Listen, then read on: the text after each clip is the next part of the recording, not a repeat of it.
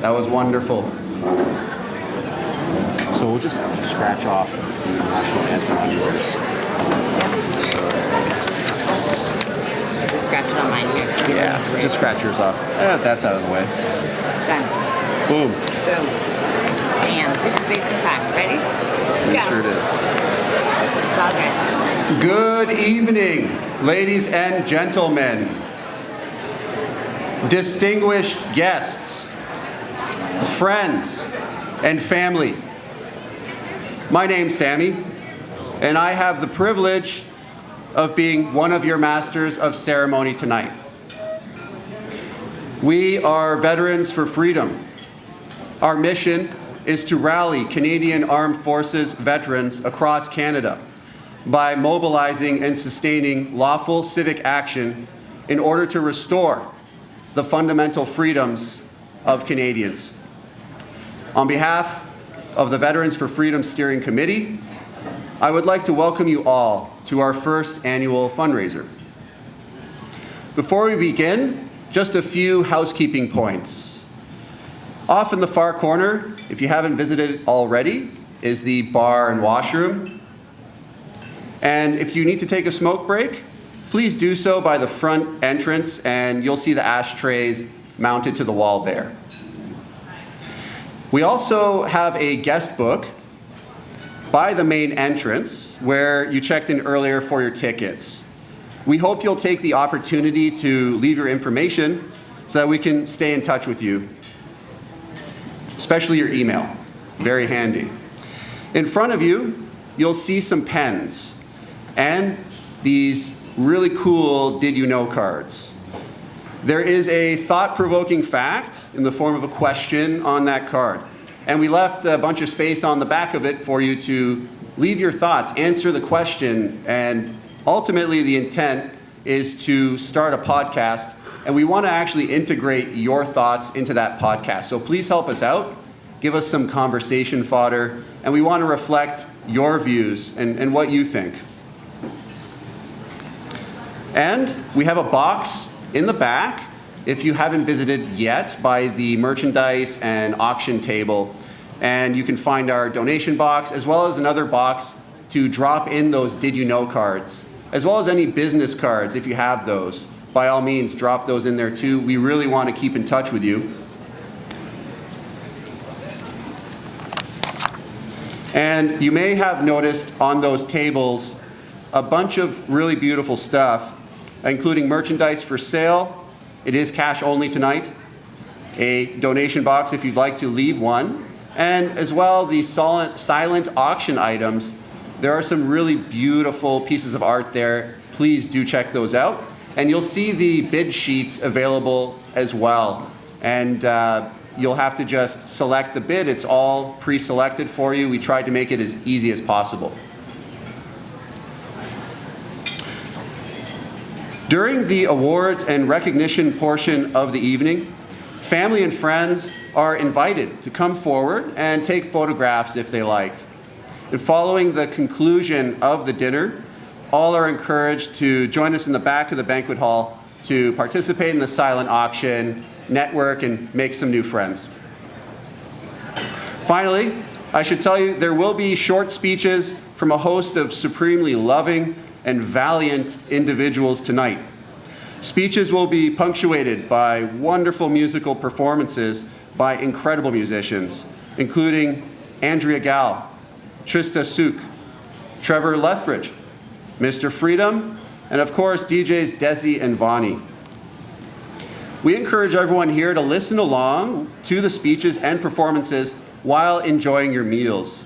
And once you've finished eating, for our guests whose chairs are facing opposite the stage, we're thinking about you too. Feel free to just turn your chairs around so you don't have to crank your neck behind you every time to see the performances. We are at maximum capacity tonight, and it's probably pretty warm in here.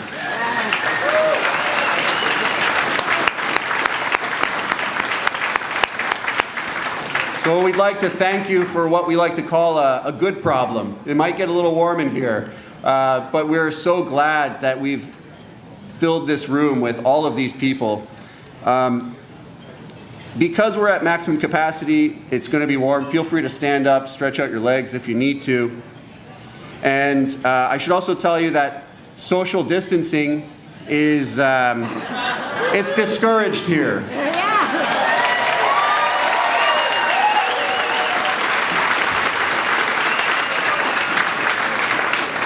And in fact, we observe a social tightening tradition here, which would have us all leaving less than 6 feet of space between those in the room. But of course, it is your choice. We respect that.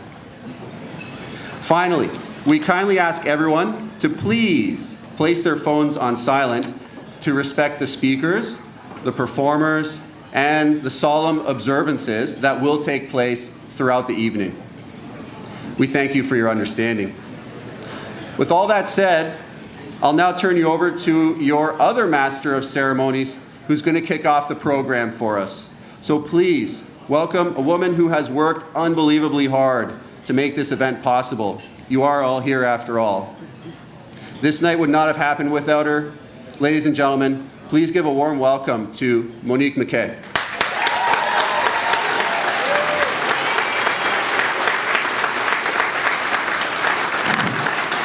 Thank you, Sammy.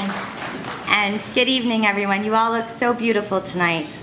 Thank you all so much for being here. We are all gathered here tonight because we are deeply concerned with the way in which our country is heading. The past 2 years have weighed heavily on us. There's been so much uncertainty, so much division, and fading hope. But we discovered something in a fateful place called Ottawa. It was there that we discovered the limitless power of human beings coming together in love, and the light of hope was restored in all of us. The divide they so desperately tried to inflict upon us failed, and we know for certain now that we are not alone. So many unknowns were revealed to us. One of those revelations I discovered, like so many of you, was that many of our veterans stand with us.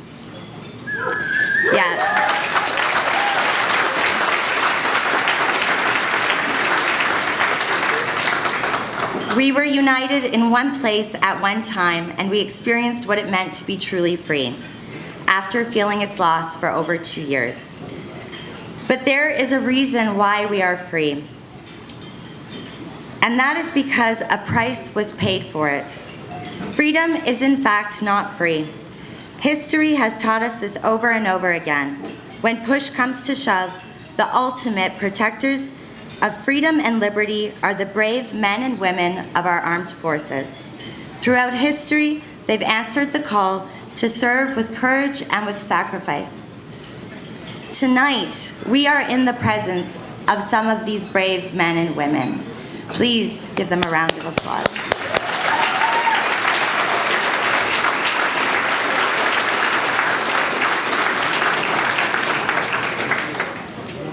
Tonight, these warriors are answering the call to serve Canada again, this time to defend our civil liberties on home soil. Tonight, veterans, we honor you, and we are here to show you that we stand with you in peace, in unity, and in love.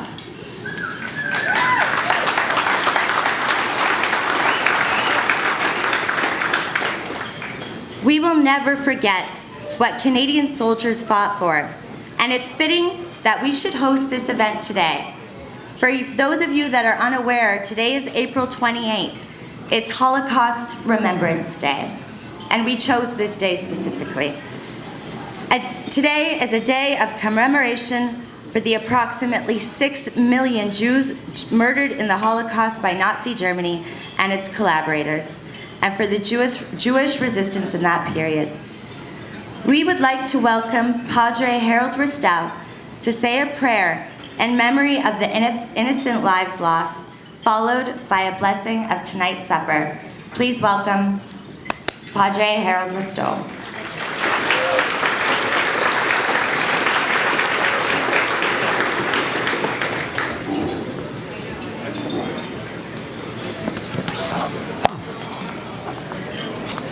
First, just wanted to thank you all for inviting me. It's the best privilege a chaplain can get, a padre can get, is being asked to pray. And it's been a lonely couple of years when you're wondering if you're the only crazy one out there questioning the mandates and all the irrationality and abusive leadership. And then the truckers showed up, and then the veterans showed up. And so I thank all you guys for showing up, and it's the most proud that I've been in a long time to be able to stand up at that memorial and pray there, even though the CDS called us disgusting or whatever it was.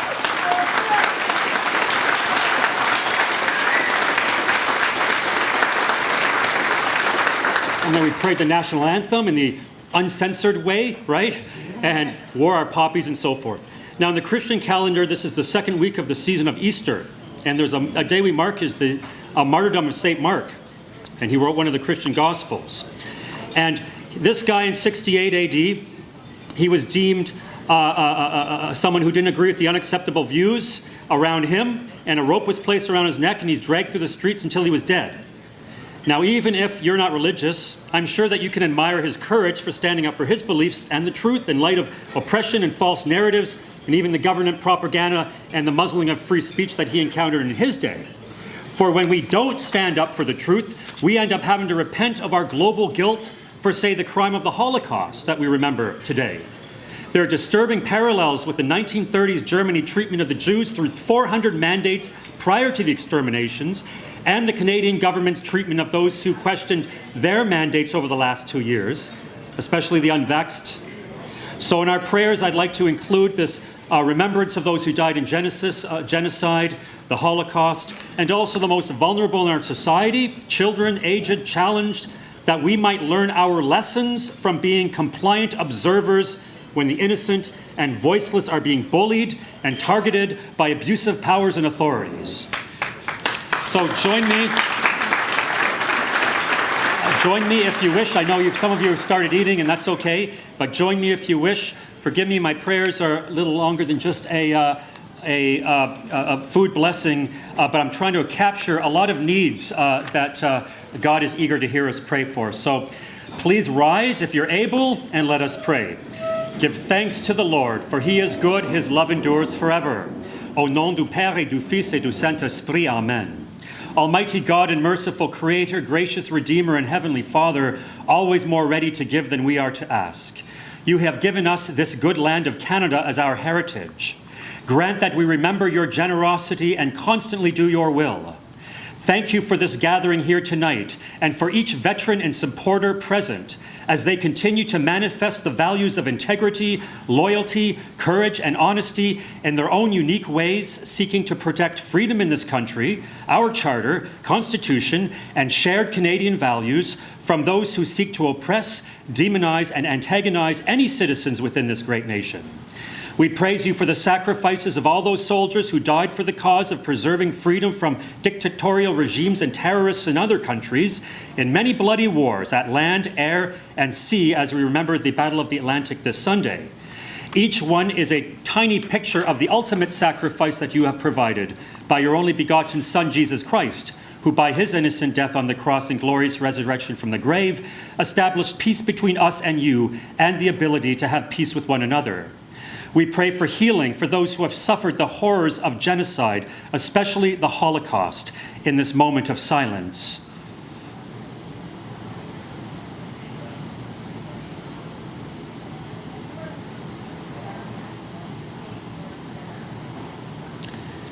Protect the most vulnerable in our society, regardless of age, race, or sex. Bless the leaders of our land, Elizabeth, our Queen, in the rule of law, that we may be a blessing to the other nations of the earth. Grant that we who come from many nations with many different languages may become a united people. Support us in defending our liberties and give those to whom we have entrusted the authority of government the spirit of wisdom, that there may be justice and peace in our land. Grant that we may choose trustworthy leaders in upcoming elections, contribute to wise decisions for the general welfare, and serve you faithfully in our generation. Keep our government officials and public authorities accountable for their decisions at all levels, and ask that violent and authoritarian behavior, as so clearly displayed by the Prime Minister Trudeau, be held to account for hateful conduct, immoral, unethical decisions, and blatant crimes against Canadians. Cause him to repent of his sins so that he can receive your mercy and that Canadians be delivered from tyrannical leadership. Heal those who have been hurt physically, mentally, and spiritually, especially those who have lost their jobs and companies, such as many courageous truckers. Send your holy angels to protect James Topp as he heroically marches to Ottawa, and the Rolling Thunder cyclists this weekend, that no police would succumb to the temptation to incite violence or behave violently towards peaceful civilians. Help us to forgive those who misrepresent and lie about us, and heal all our wounds with your sacramental presence, so that we would not lose heart nor the battle by responding to hatred with hatred. Fill us with love in the face of persecution. Grant the leaders of Veterans for Freedom, the Democracy Fund and Action Canada the gentleness of a dove, yet also the wisdom of a serpent in all their decision-making. Bless our land with honest industry, truthful education, and spare us from all pride, selfishness, and arrogance, and from every evil course of action. Turn the hearts of abusers who propagate dishonest media, such as the CBC, and bless the efforts of independent journalism, such as Rebel News and True North News, and others that seek to cultivate rational discourse based in true science, debunk unreasonable patterns of thinking, and disseminate the truth which sets us free. Bless the efforts of all freedom organizations and justice centers that support our causes. And finally, thank you for all your undeserved blessings and benefits graciously bestowed upon us, this daily bread for our bodies, and your word of promise and forgiveness for our souls. When times are prosperous, may our hearts remain thankful, and in troubled times, do not let our trust in you fail. Par Jésus-Christ, son Fils, notre Seigneur, qui vit et règne avec toi et le Saint-Esprit, un seul Dieu, maintenant et pour les siècles des siècles. Amen. Bon appétit and freedom.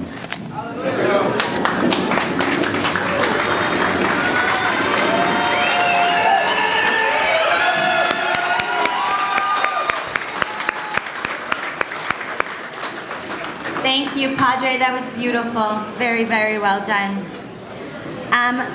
Ladies and gentlemen, two very, very special guests would like to address you now, but they had to record their messages for you tonight because they couldn't be here in person this time. We assured them that you would understand. And now it is my distinct honor to present a living piece of Canadian history in the making. Beginning his journey at the Terry Fox statue in British Columbia, he has since marched over 2,500 kilometers in peaceful protest against government mandates that are trampling our fundamental rights. Yes. Joining us now on the big screen is a man who has served 28 years in the Canadian Armed Forces. Ladies and gentlemen, Warrant Officer James Topp.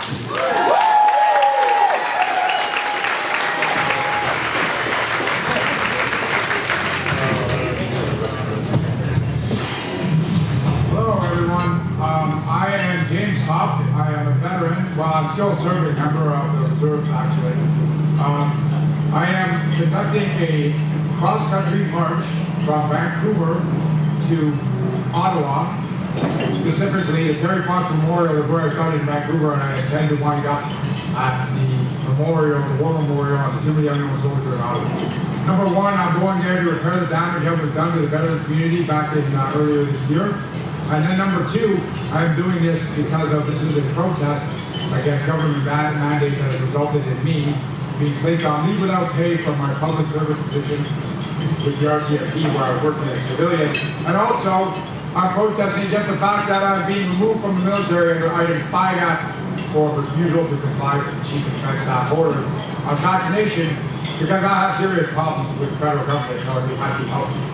So that is who I am and what I'm doing. So far, we have made it 1,750 kilometers from Vancouver. We are here in Regina.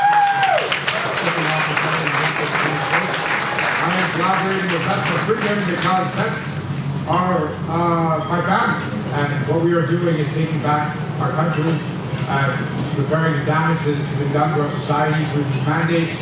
And vets are the ones that need to show the rest of Canada how to get the job done. So veterans, stand up, now's the time. Thank you to the steering committee on Fence for Freedom, including Tom and Andrew, Stacy and Sammy, and all the rest of them that I have been in contact with. They're the ones that are going to arrange for the events to take place when I arrive in Ottawa, in and around the event show. And I'm hoping to have a nice big celebration on Canada Day with all the vets who decide to show up with me in support of this effort that I'm doing. And now I'd like to introduce the Honorable Brian Peck. Very pleased to join you today. What better two words are there than veterans and freedom? Don't they go together? I think very much so that they go together. And I'm very pleased to be able to address you now because I do have some history as it relates to the military of Canada. As a matter of fact, I have a history of the military with the British before Newfoundland was part of the Confederation, and my great uncle served in the First World War on the Gallipoli campaign in 1915. If you fast forward 50 years and we're part of Canada, my younger brother served in the 2nd Battalion of the Canadian Guards and served in Cyprus with the UN peacekeeping force in 1965, 50 years after my great uncle.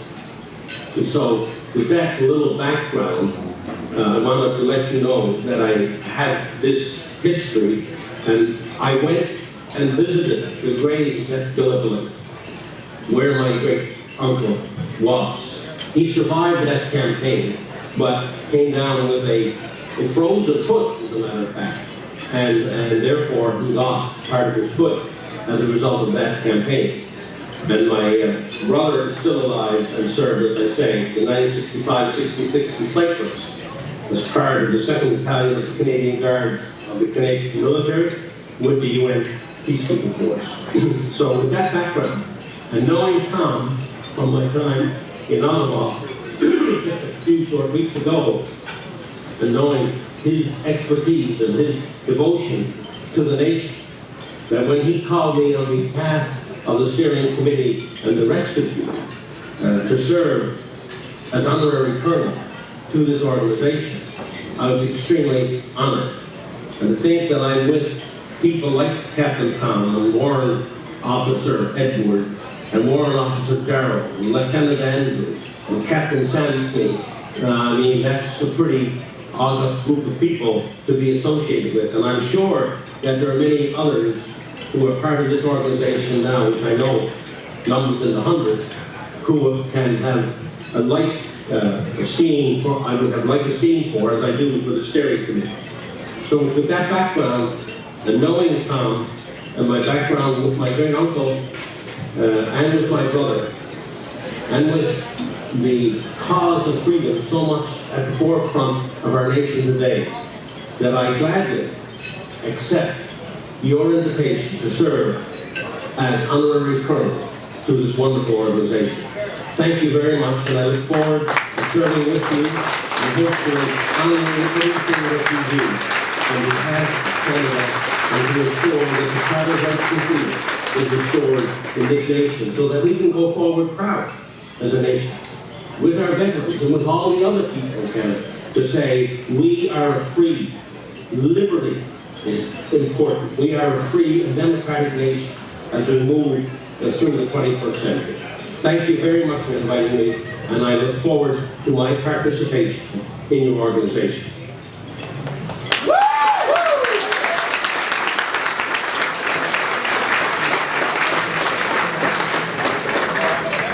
Pretty incredible guests. Thank you to James Topp and Brian Peckford. We obviously understand they couldn't be here with us this evening, but we're very appreciative of them for doing that for us. I would now like to introduce to you a man who first sounded the alarm in February for his fellow veterans to stand to.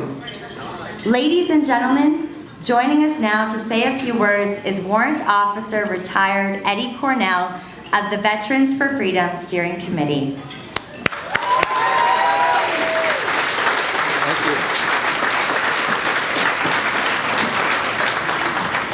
Well, hi, everybody. How are you doing? You know, when I put that call out back in February, little did I think that we'd end up where we are here today. You know, it's very rewarding to see all of you here participating with us and standing up for the cause of freedom. The truckers really brought something to the table that we just didn't seem to be able to kick it into high gear. And I knew as a veteran that the veterans needed to be a part of it. So I put out the call, and they answered the call in numbers. So bearing that in mind, after the convoy ended, we all were kind of depressed. We thought, what are we going to do? We got to take something a little bit further and use what happened there to continue our fight for freedom. So we, the group of the steering committee, formed Veterans for Freedom. And here we are today, well underway. We have close to 500 members, and all of you tonight are a prime example of the type of love and support that we've been getting right across the country. So I thank every one of you for coming today and supporting our organization. And I mean that.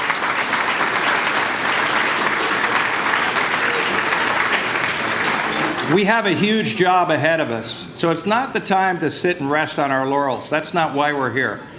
We're here to continue the fight. So Veterans for Freedom is going to be an organization that is going to be out there and support other groups that need, I guess, basically a security blanket to show that veterans are on your side. So we are more than happy, and it's our great privilege to serve some of your organizations and stand up and show that the veterans are behind you, and we're not going to let you fall. We have your back. So I don't want to take up too much time because there is a lot of other speakers, but I sincerely want to thank each and every one of you for giving us the support, and please spread the word. If you know any other veterans that haven't heard of us, please encourage them to join. Our organization is going to be rapidly growing over the next couple of months, and we have, like I say, a big job to do, and we need more people. We have funding that allows us to do what we're going to do, and I know that we can count on all of you to help us with that mission. And that's our mission, is freedom. That's it. Get rid of these mandates and stand up for our freedom. So thanks, everybody, and enjoy your evening. I really appreciate it.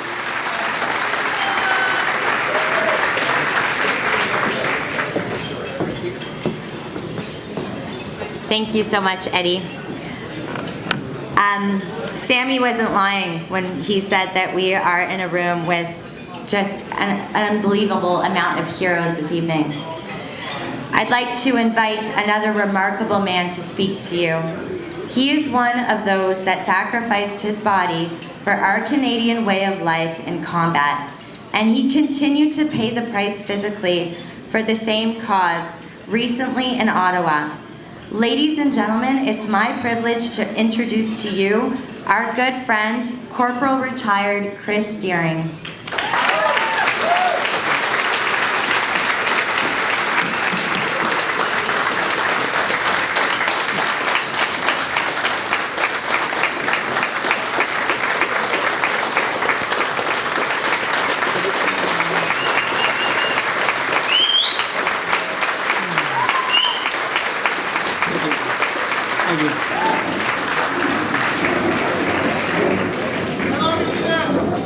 Thank you.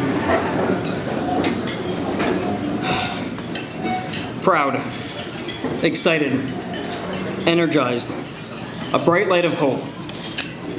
This is what Veterans for Freedom has given to me, my family, and I'm sure all of you as well. I have been worried the past 2 years. I've been scared. I've cried, felt hopeless, the feeling of our future slipping away day by day. I didn't like what was happening. Families pitted against each other, neighbors against neighbors, husbands against wives, friends no longer speaking, businesses crushed, suicides, overdoses, spousal abuse, child abuse. abusive relationships, and the list goes on. The pain we all feel for our country, for our kids, and for humanity is palpable. All of us here today have experienced persecution in one way or another, and everything that has happened in the past few years has brought us here tonight. The convoy in Ottawa was a glimmer of hope and a chance to heal after 2 years of nonsensical dictating from our government and then spouted out from the media. The organizations that we once trusted to relay our daily news have been corrupted. Lies and complete intentional misleading is welcomed and encouraged both on the political stage and from our media outlets. For anyone who attended the Ottawa protest, what did you see? I saw people showering homeless people with food, money, and understanding. I saw people shoveling the streets and keeping them clean. I saw businesses that remained open made the most revenue they had in 2 years. Kids, for the first time in 2 years, running around with no masks, playing, smiling, and having fun, doing what they should be doing, being kids. Crime was down 90%. I saw complete strangers become friends and family. The love, unity, and joy and hope that shook Ottawa for those weeks are still with me today, as I'm sure with you. How is this not Canadian? I have spent the last few weeks trying to type up this great speech that will leave lasting impressions on all of you. I have a million things to say, but every time I sit down to try and write, nothing comes out. So here it is, plain and simple. I was on the front lines with the veterans to allow the peaceful, loving Canadians, citizens, their right to express their feelings and to be heard, as in their Charter of Rights. I took the opportunity to speak with multiple police officers to let them know why I was there, who I was, and what we were doing as veterans. And for that, I was beaten, arrested, humiliated, and thrown out of the city like a piece of trash. There we go. For those who don't know me, I was blown up in Afghanistan while on my deployment. I am the sole survivor of 4. I am in pain every day, and every day is a challenge on multiple fronts. Did I want to drive my car 20 hours from my home to Ottawa, stay in minus 20-degree weather, and sleep in my backseat of my car just for fun? Nope. People do what's uncomfortable not because they want to, but because they feel they have to. And it's people like you and I that can step out of our comfort zones and do what's right and not what's easy. I would like to thank all those today who made this event possible, especially my amazing wife, Monique, and all of you today. Lastly, I would like to leave you with this. Standing in the line against the police to protect the citizens was easy because it was right. And I'd rather die on my feet than on my knees. Thank you.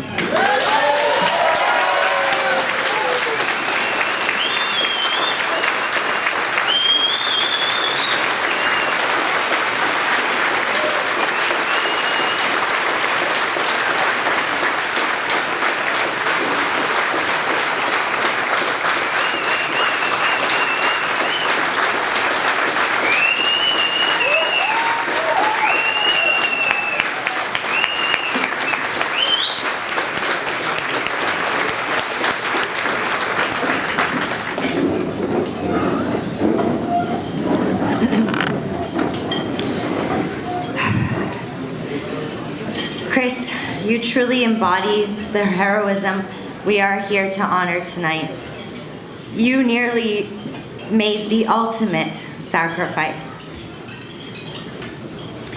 But God clearly has a greater plan for you. With all the love we possess in our hearts, Chris, we thank you. Okay.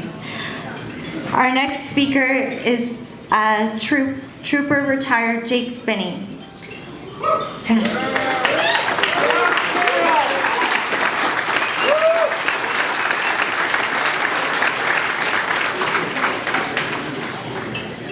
Jake was the first vet I met in Ottawa at the Tomb of the Unknown Soldier.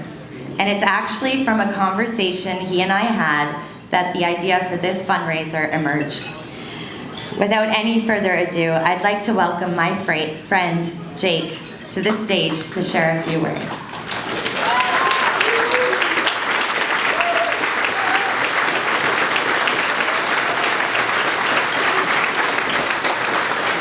How's everybody doing tonight? My name's Jake Spinney. I'm from Ellsford, Nova Scotia. Former trooper for the Royal Canadian Dragoons. They asked me to tell a little story about how I got to Ottawa, so here it is.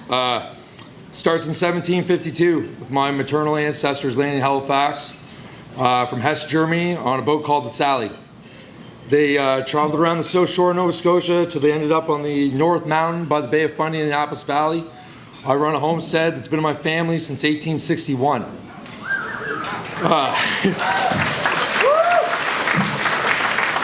Every day of my childhood, when I walked to the bathroom, I walked by my grandfather, Private Gordon Fielding Spinney MM's medals. He was a Red Cross stretcher bearer, wounded in the Battle of Ortona.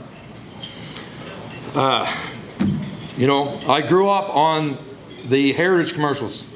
I remember Tommy Prince of the Ojibwa Nation, one of the most decorated soldiers in Canadian history. I remember the boys from Valor Road. From Valor Road, so many Victoria Crosses they had to rename the street. I remember them every day of my life. Like everybody else, I was waiting for something to stand up, and the truckers did that. I know by the time they hit Calgary, there was no way I wasn't showing up. I didn't realize I was going to be in Ottawa for 3 weeks, so I had to run back to Nova Scotia, illegally cross the border, and birth a few lambs, wash up some masonry work, and head back.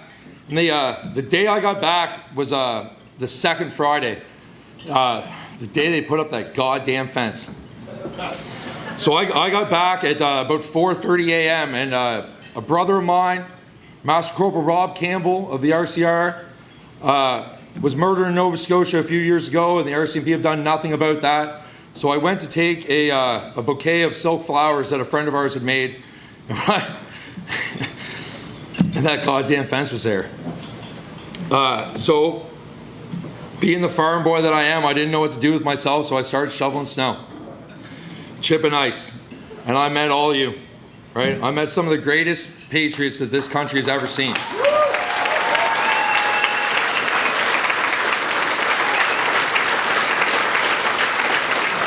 I would like to take credit for being the first one to start cleaning that tomb off, but there had been a wounded vet, and I would love to meet him someday, that had started doing that with the help of some of the truckers.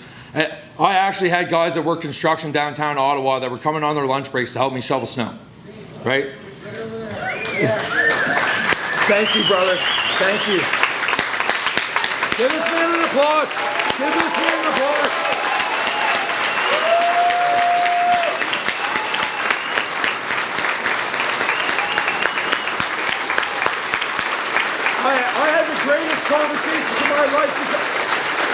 I've had the greatest conversations of my life because of you, brother, and I thank you from the depths of my heart.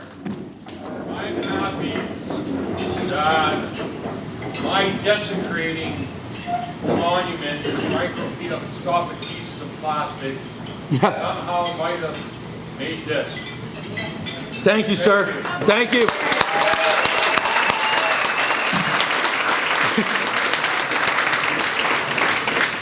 So after, lots of conversations, some of the greatest, like I said, the greatest conversations I've ever had, the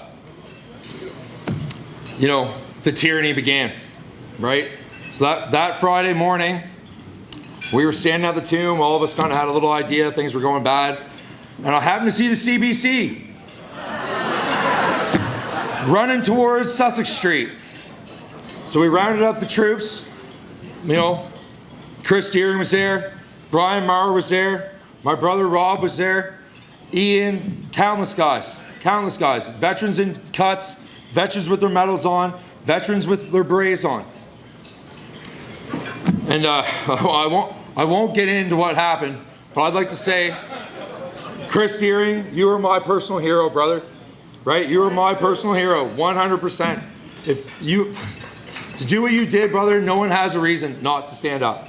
So, thank you, brother. Thank you from the depths of my heart.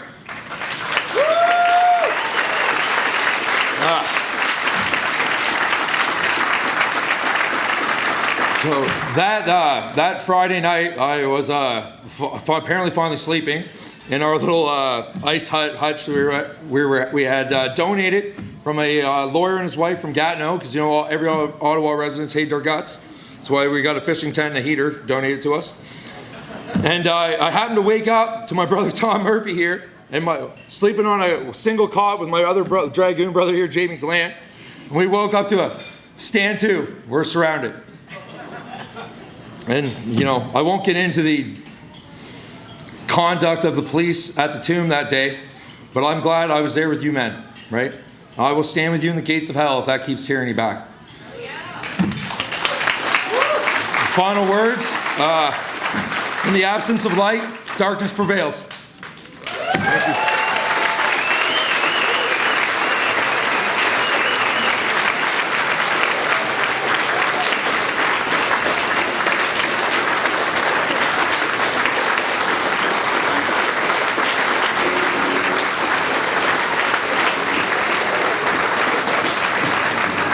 Thank you so much, Jake. Our next speaker is someone whose basic instinct has always been to help people. He has worked with people of all ages across Canada. He specializes in working with Aboriginal healing, addictions, depression, PTSD, and fear. Ladies and gentlemen, please welcome a friend and healer, Colin Big Bear Ross.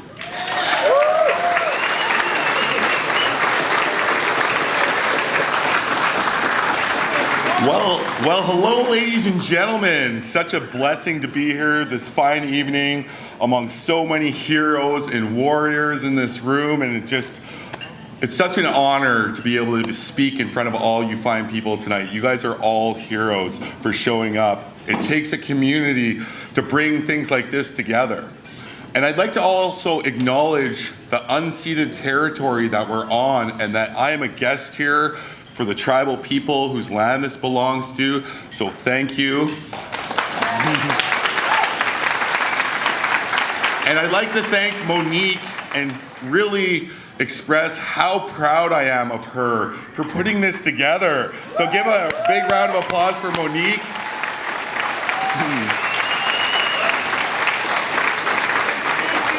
And I just want to speak a little bit about veterans and where they have such a big place in my life. Growing up as a young Indigenous man in southern Alberta, my number one hero was my grandfather, all right? And he was an Indigenous man that took the call to go to war when he was 17 years old to fight the Germans against the exact same tyranny that we are faced with today. So I come here to honor my grandfather. His name was Ernie Lawyer. So thank you.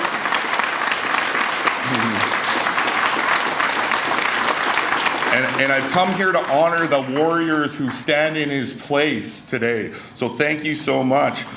And I really want to bring a message of love and unity today, okay? We have a broken nation right now. We have a divided nation, and we really need to start evolving the movement into a unity movement, right? We need to start bringing our homes back together. We need to start speaking from a place of love, of understanding, not this is, our government has always separated us, by color, by culture, by religion, and we really just need to put aside our religious and political views for the greater good of the world. And we do this by using love, and we do this by using positivity, right? And we need to be leaders and lead by example. The one thing I really learned about Ottawa was nobody's coming to save us. Nobody. So we need to stand. We need to stand in our power. We need to be leaders, and we need to walk this road together.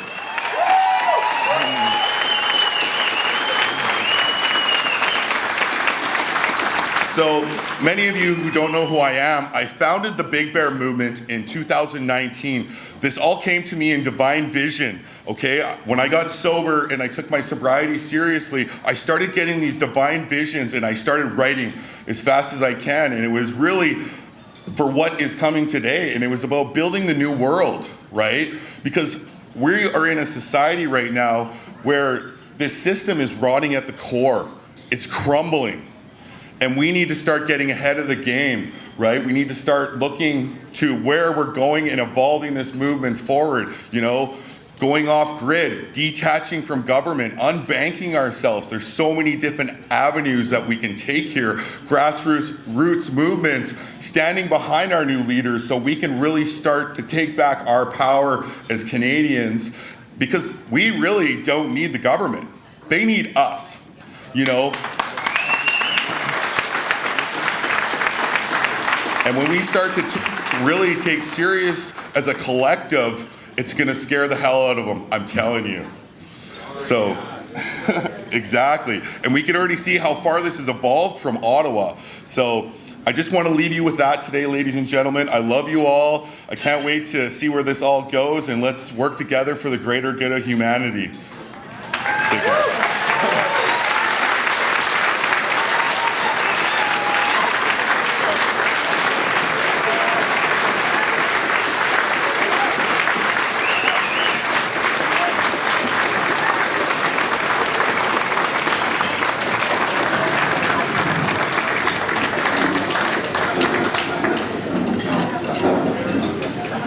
Thank you so much, Big Bear. You made a very, very long trip out to be with us tonight, so appreciate you. And many, many people here in this room tonight made very long trips this evening, so we thank you. I am very delighted now to introduce to you the beautiful and talented Andrea Gal, who will be singing her song, Glorious and Free. Andrea, please join me.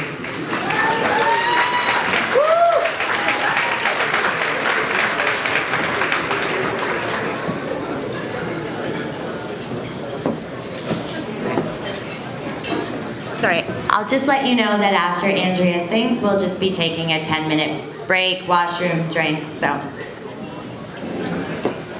While they find my song, I'm just gonna speak to you. I feel so honored to be here. Thank you for asking me, Monique. You're warriors. We are warriors. And I've been thinking about freedom, and Monique said this earlier today too, that freedom is not free. And we all know that. We've seen that in the last 2 years, and others have seen that in wars that they've fought in other countries here. Our ancestors have fought for the freedom that we've enjoyed throughout our lifetime here in Canada. And I just feel so blessed to be here.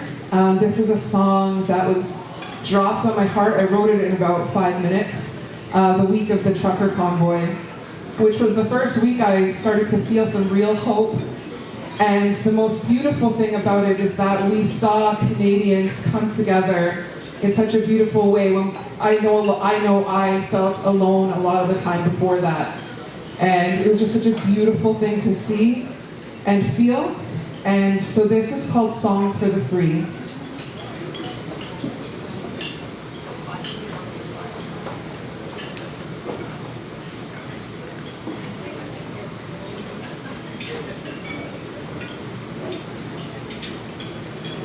It will be the song for the free.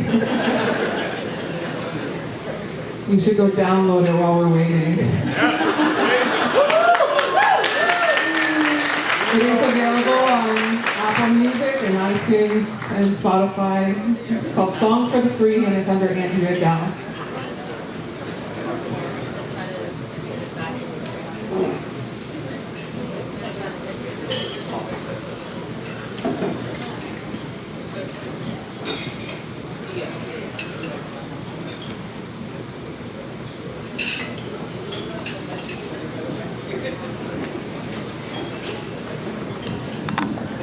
Okay, ladies and gentlemen, we're gonna take that break now, but don't go anywhere yet. Don't go anywhere yet. I have some things to let you know about. And our friends are going to do the sorting out of the technical stuff. So before we head on that 10-minute break, it's kind of perfect timing. We just spoke with the Goodness Me grocery store. Some of you may have parked there. So they're totally cool. They're like, we want to collaborate. But there are some vehicles parked in the middle of the lot. The ones on the perimeter closer to the Polish banquet hall, those are good to stay. But during this break, if you would be so kind, I beg of you, if you could move the vehicles that have been parked in the middle section of that lot, you can park it on the other side, on the west side of the Goodness Me. Is that fair? We just don't want any tow trucks to come around. No one's going to applaud for that. Okay, so let's take 10 minutes now. I have 10 to 7. Let's all be back here at 1900 hours at 7 p.m., please. If you want her to sing it, it's okay. And we will open up again with Andrea Gal's lovely performance for you. Thank you for your flexibility. It is a principle of war.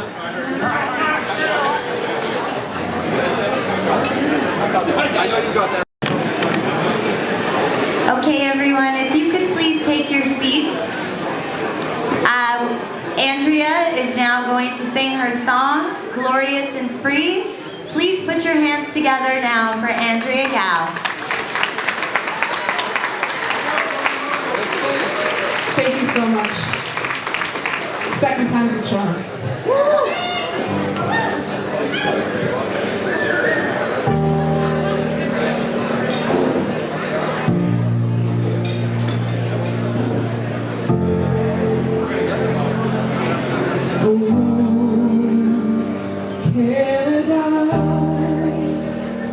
We sing on God for thee. Oh, Canada, we stand on God for thee. 'Cause we're the strong, true and free. We will not live on our knees. We will stand in sovereignty. God, keep our land glorious and free. We will stand in unity.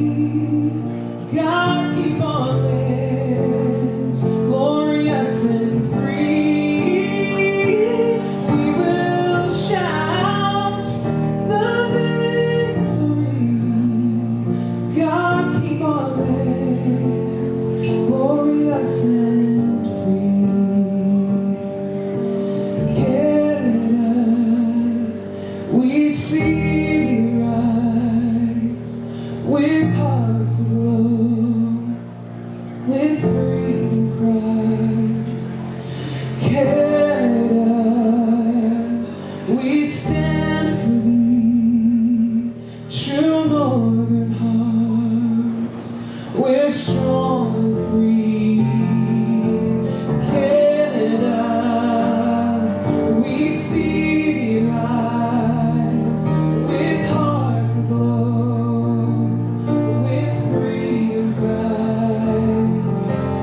Canada, we stand for thee, true northern hearts.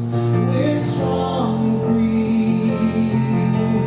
Canada, we see thee rise with hearts aglow, with freedom cries. Canada, we stand for thee, true northern hearts. We're strong and free. Oh, Canada, we stand on guard for thee. Oh, Canada, we stand on guard for thee.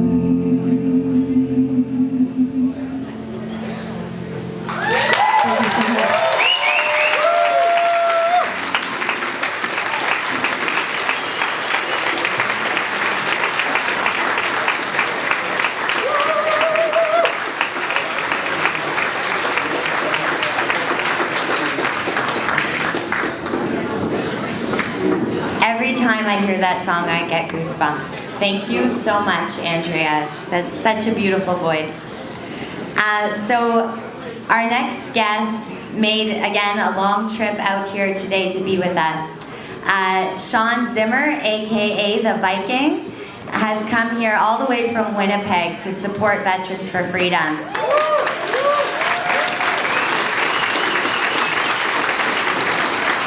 So Sean is truly an inspirational human being, and during the lockdowns, Sean conducted boot camps, and he really helped a ton of children, mentally, physically, emotionally, during those trying times. He's just such an inspiration to so many, especially children. So thank you, Sean, and please welcome Sean to the stage.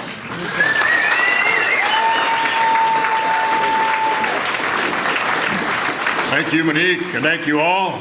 Thank you, Andrea. I said we'd give her another applause there. That was absolutely beautiful.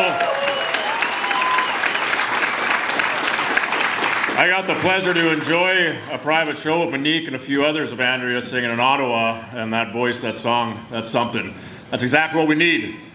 All of us shining our lights, our God-given talents, passions, coming into ourselves, sharing it with the world. God gave me a deep, loud voice, and that's what I do. I share that. I help children. I focus on health, which is one thing I want to share with you. Focus on your health. Right now, more important than ever, as we know at the beginning of this pandemic, they never even spoke on it.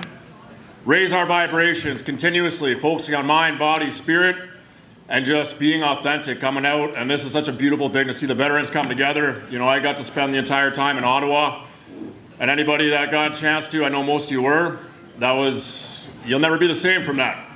Change your life. Saw us coming back to our roots, coming together and doing whatever was necessary, shoveling snow, taking out garbage, whatever it might needed to be done, we did it all together. We came together united. And that's what they fear, us raising our vibrations, becoming healthy, connecting with God, connecting with spirit, whatever your beliefs are on that, Creator. I respect all fronts on that. Raising our vibes and standing united. And I'm here at your disposal for anybody. I just want to say thank you for being here and just continuously raise your vibe, focus on that health. Set good examples for our children. We started with boot camps in Winnipeg when they said you couldn't have more than one person out in your yard even, let alone your house. And I said, that's not happening. So we made it very public, said, hey, free boot camps. I used to do fitness, come on down.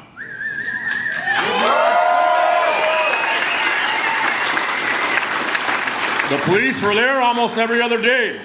They tried to scare me into dismissal, and that did not work. I stood strong, and guess what? People watched. Other people stood up from that little example that I led by.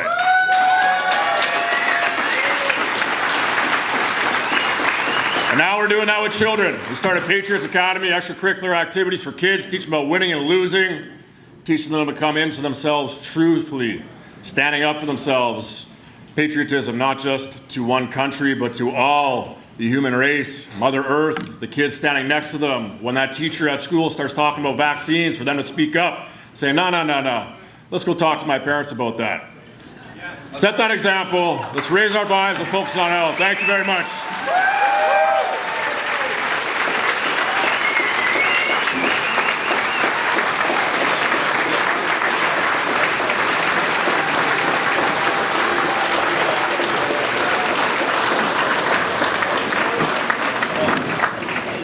Those are the kind of people we want talking to our children.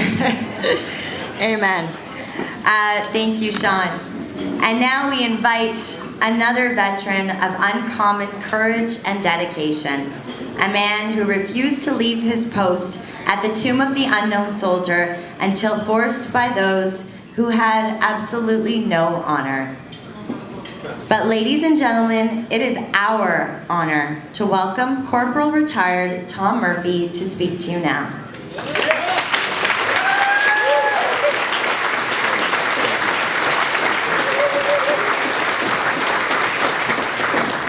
Wow, look at this tribe. This is amazing. It feels so good to be surrounded with like-minded people. I want to start by saying thank you, and I'm honored. I'm absolutely honored to be surrounded by these people that fought and you know, were willing to go fight for freedoms. And I couldn't, you know, the words just aren't there. You know, I tried to, when I agreed to this speech with Monique about a month ago, every day after that, the anxiety and nervousness just kept building and building to the point where I was writing, you know, words on paper just like Chris, and nothing was there. And yeah, so, you know, I just really truly want to speak from the heart as well. And so, you know, it took me sitting down, getting my hair cut by my beautiful wife, Jordan, and I just kind of started talking to her. And to be honest, I broke down in tears, just like the many times I have over the Ottawa experience. Good and bad, obviously. But she really pulled it out of me. And, you know, a few others that I spoke to this morning and last evening, you know who you are, but you really reassured me that we're surrounded by family. And I just want to say I love every one of you.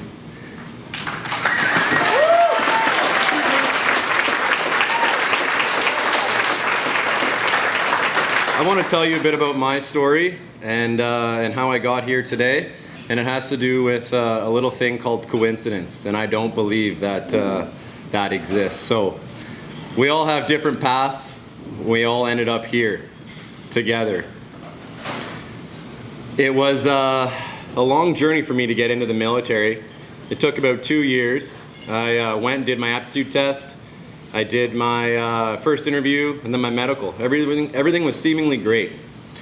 I then probably about 6 months later got a letter in the mail, and it crushed me. It was a letter from the CAF saying that you are ineligible for the forces due to anaphylaxis of bee sting. So for any of you that don't know, anaphylaxis is extremely allergic and required me to carry an EpiPen. Needless to say, that night I was, like I said, crushed. I sat there for hours just reading this letter. And I looked at the fine print on the bottom after about the 30th time I read it. And sure enough, doesn't that word there, appeal, pop out at me. And the brain just starts turning again. All right, I'm back in the saddle, let's go. So you know what, I'm thinking, what do I gotta do to get there? Wow, I pretty much have to change my medical status. I have to be unallergic to bees, okay. Yeah, let's get that one going. So I started thinking, okay, I gotta see a specialist, get that appointment done. Then I'm in there getting my immunotherapy, you know, a shot once a week, and then it turned into once a month. But what I want to tell you about this story is that I started reading a book every day I went to these shots, and I only read it there. And it was a book called The Unflinching, The Making of a Canadian Sniper by Jody Minnick. If you haven't read it, it's a great read, I highly suggest it. But in that book, you know, he talks about not giving up, and he also talks about not taking the easy path. And, you know, if you take the hard path, it's obviously going to be trials and tribulations and struggles, but you'll be much happier when you come out on the other end learning what you learned. I read that book every day and every appointment, and then one day it came along and I was done the book, and I closed it, and I was sitting there absolutely fired up because, you know what, I'm actually doing this. I'm making this happen. Like, you know, I'm sitting here, I don't know how many appointments away from the end of this, and then I should be able to go on and join the military.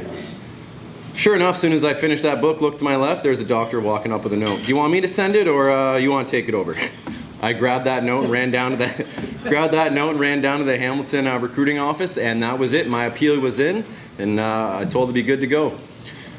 Months went by, and I finally got that letter saying I was good to go, and I was off to basic training.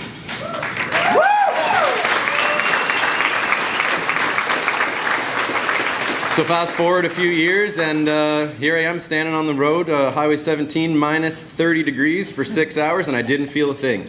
I was so excited when that trucker convoy started. I was out there and I didn't care, and you know, my wife was there, some good friends, and we were freezing, but it just didn't matter. So I want to say thank you to all those truckers that inspired not only Canada, veterans, citizens, but the entire world.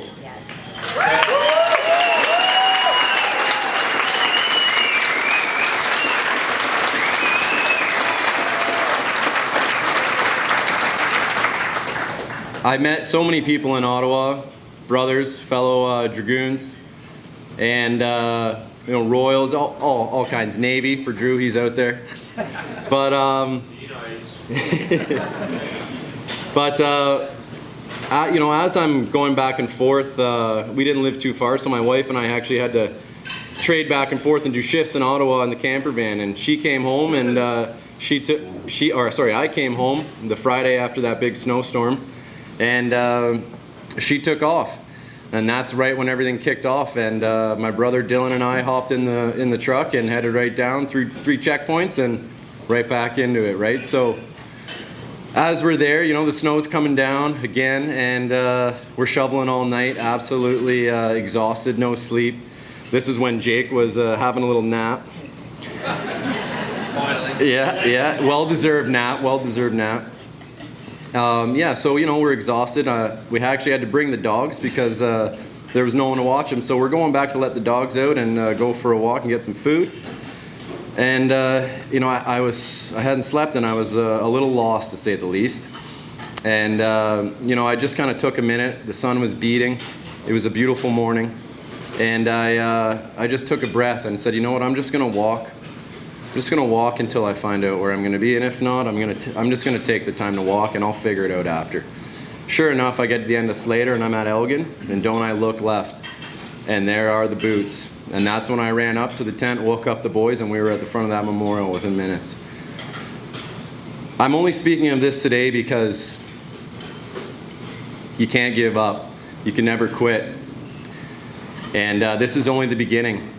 So it is amazing to see absolutely every one of you here tonight.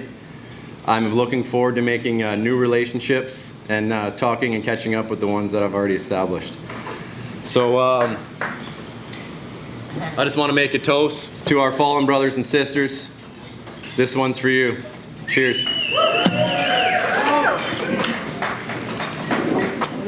Thank you very much, guys. Have a great evening. We'll see you out there. Come get the boys! Come get the boys.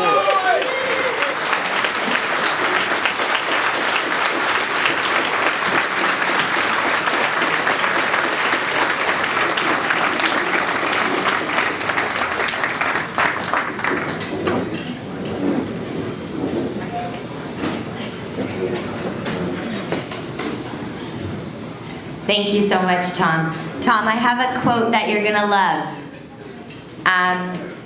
It is that coincidences are God's way of remaining anonymous, Albert Einstein. So, yes, when you said that, yes, I just had to let you know.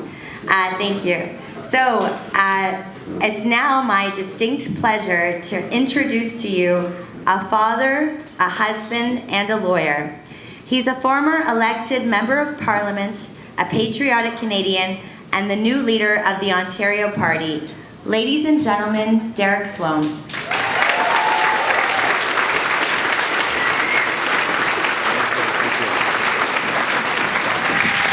How's it going, everybody? Really glad to be here tonight, and I know that many of you know me, some may not, but I used to be, like many of you, a conservative.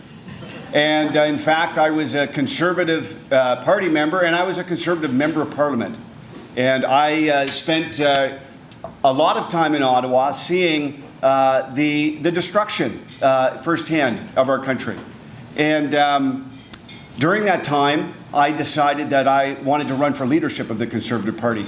I felt that without an unapologetic stand for certain values, that our country would not be able to, survive, much less prosper. And so I ran for leadership of the Conservative Party, and I traveled as much as the COVID rules would allow, but I was in nearly every province in the country, including Quebec. And I met so many people around the country who felt the same as we do in this room today. And I understood that it wasn't just me, it was so many others who were concerned about the direction.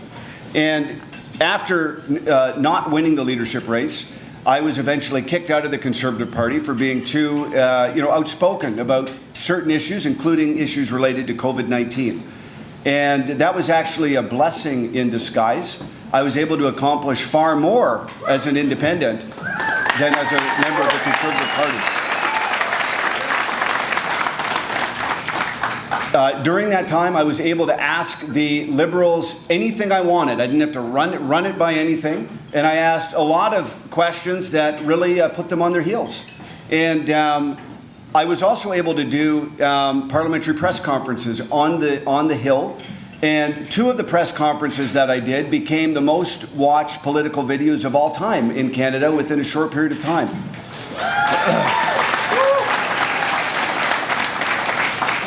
One of them was on the subject of medical censorship, and in fact, that was censored by Facebook in the middle of that live stream, an official event on Parliament Hill.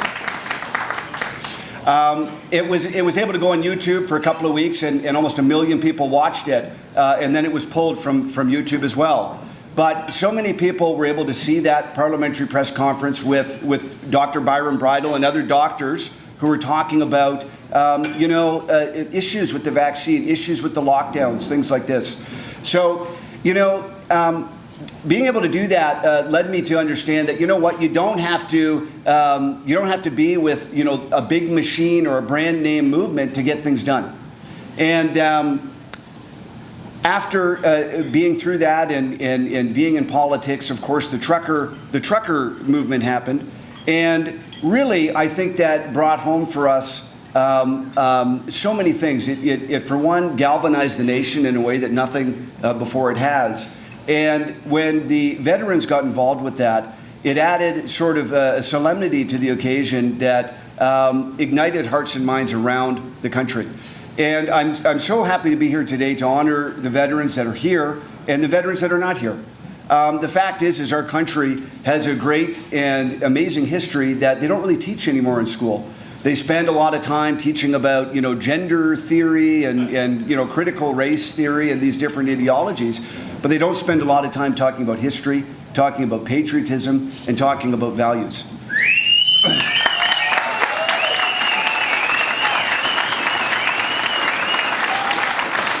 And I firmly believe that what our veterans have fought for and are fighting for, of course, is freedom, but they're also fighting for our families and our faith.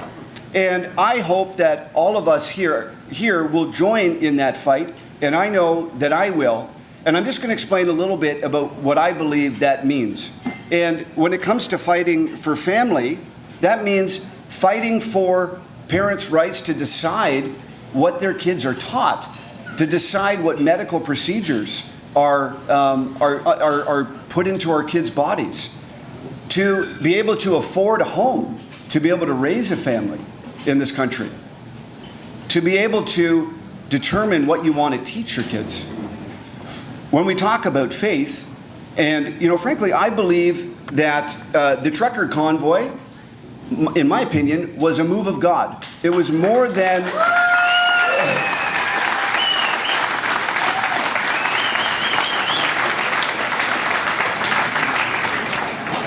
Of course, everybody that was involved played their part, but the way that it snowballed and the way that it took, it galvanized not only the nation, but so many people across the world. That was something that was out of our hands. There was a providential blessing in that. And frankly, I believe that without God working with us, we can't accomplish very much. And I know that all we can do is our best. But I have seen such amazing camaraderie. I've seen such an amazing spirit of unity. And I believe that God is going to continue using the movement that was started in Ottawa to bring this country back again.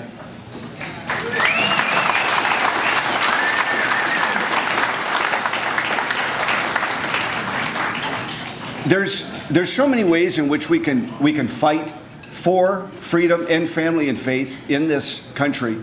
And I have been honored to be able to work with so many people who've been at the forefront of that. And many of them are sitting right here at the front of this room tonight.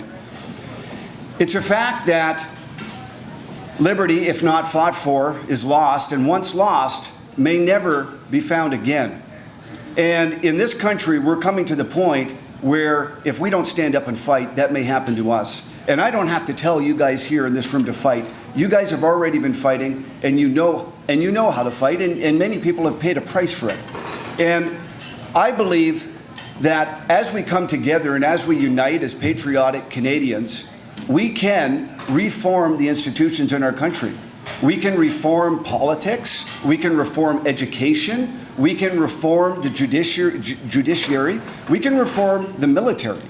All of our major institutions need to be reformed in this country and need to be reimagined to be what they're intended to be.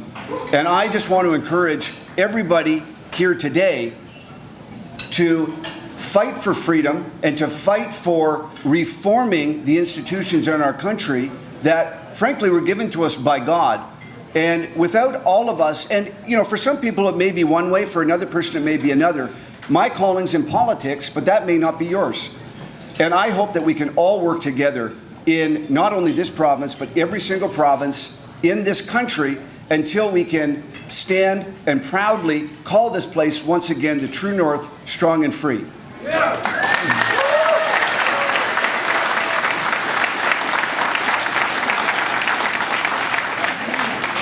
Thank you so much for committing today to do that with me. And what I would like to see, and I said this when I was at the trucker convoy, is of course we all like July 1st and all that kind of thing. But when we take over the government, I would like to see an annual reunion on the Hill with a whole lot of trucks right down Main Street. Who's going to be there with me?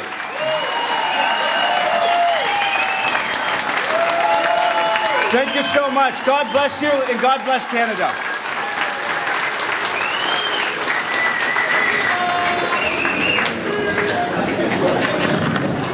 Thanks, Derek. You let me know when you want to do that and I'll plan it. Okay.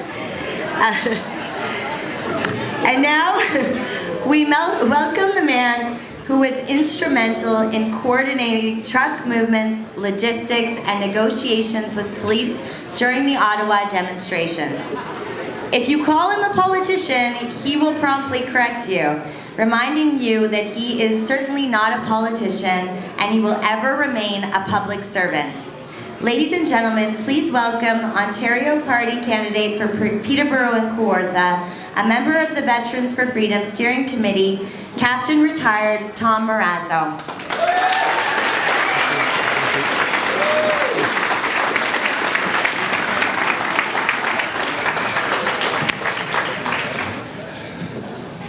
This is a lot harder than it looks. Before I start, there are some people I'd like to acknowledge in the room. And I'd like Jeremy McKenzie to stand up for a moment.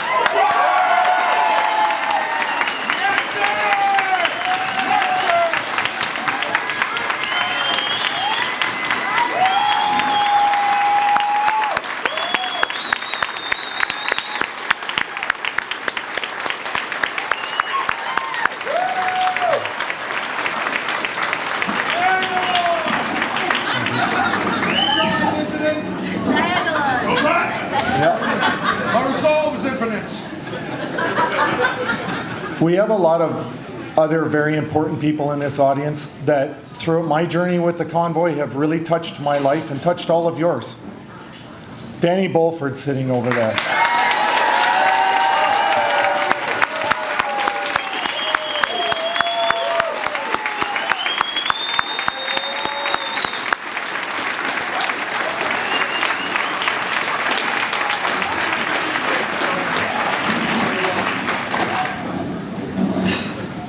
My friends Ray and Monique are here, and they usually wish to remain very hidden from public view. But they hosted an amazing event on Sunday for a lot of people that have been fighting for freedom since this bullshit started. Can I have my coffee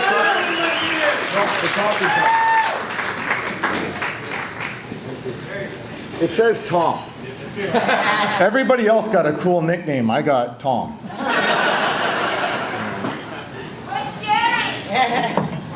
Yeah. Would you prefer sir?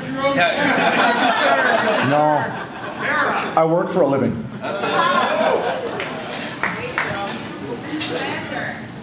Gord is here.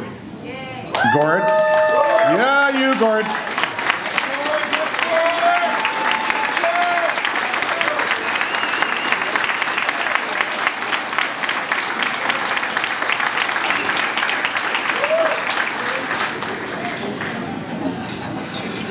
Harold and Tim are here, and their wives. Up you go.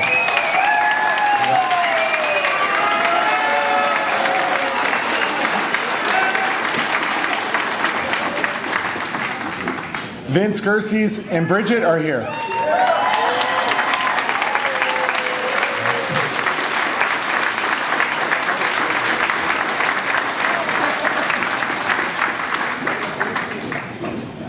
At the very back of the room, hiding as usual in plain sight, is Drew McGilvery right there waving.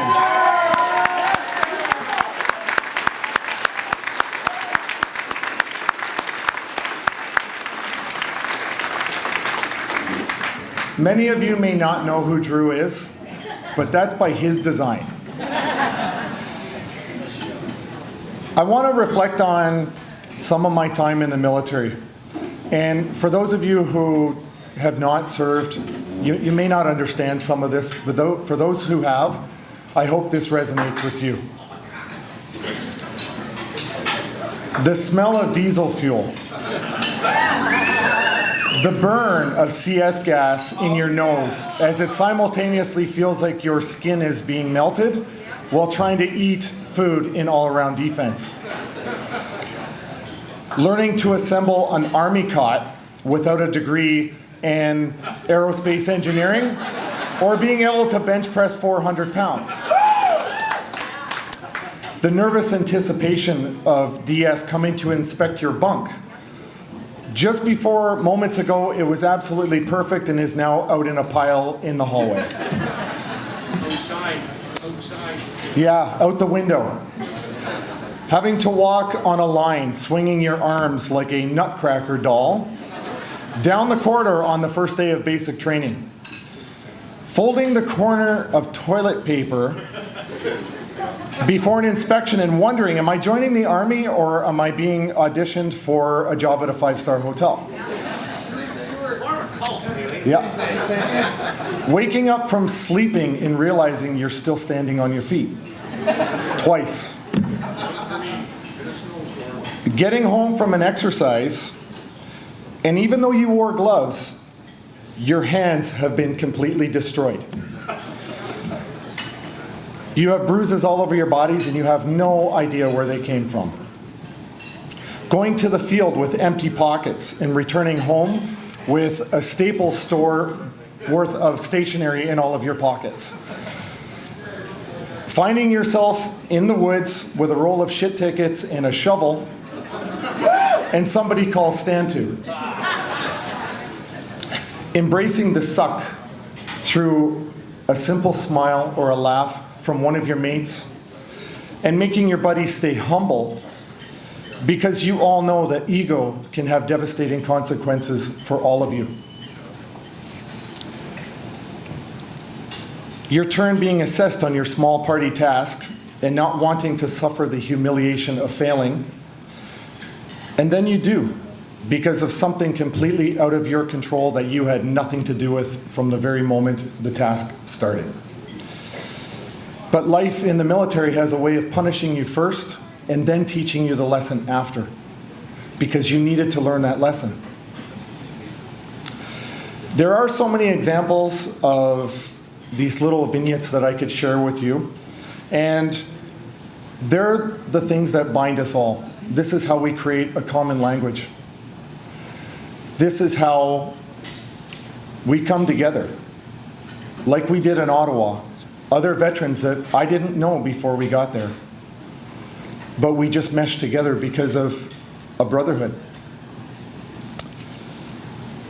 I asked Drew because Drew's Navy, and I asked him for a couple of things, and he said, let's just reflect on the diesel fuel.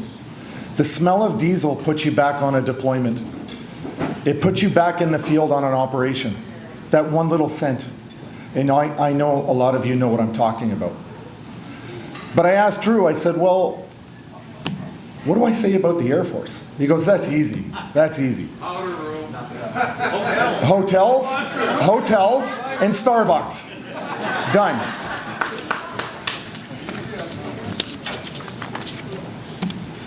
I joined the reserves as an infantier, when I was only 16 years old, but I was in my 17th year, so I qualified. I spent 8 years in the reserves. As a reservist, I did 5 years in a reconnaissance platoon. And I'm incredibly proud that I got to spend my time with the members of that reconnaissance platoon when I was very young.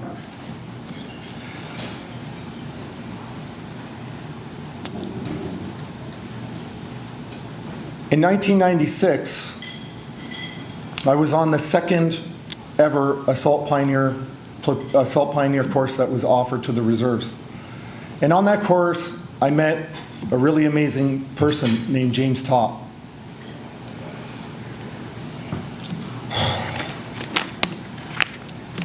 This always happens to me.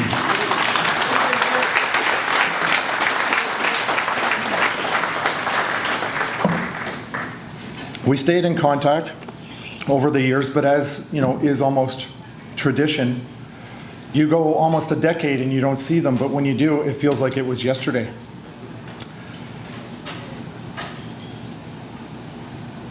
Ottawa needs to know the kind of man that is walking towards them right now. They need to know what he has given to this country. I know the stories because he told them. He spent a year in Bosnia, and it was absolutely horrific. The way he used to describe it to me, he said the first 3 months were boring. The next 6 months were terrifying every waking moment of his life, and then the last 3 were boring again. And he suffered. He suffered when he got home, at a time when nobody acknowledged the suffering of veterans. They do now, but when it was James's turn, they didn't. I want to make sure Ottawa knows the character of man that is actually marching across this country to them now.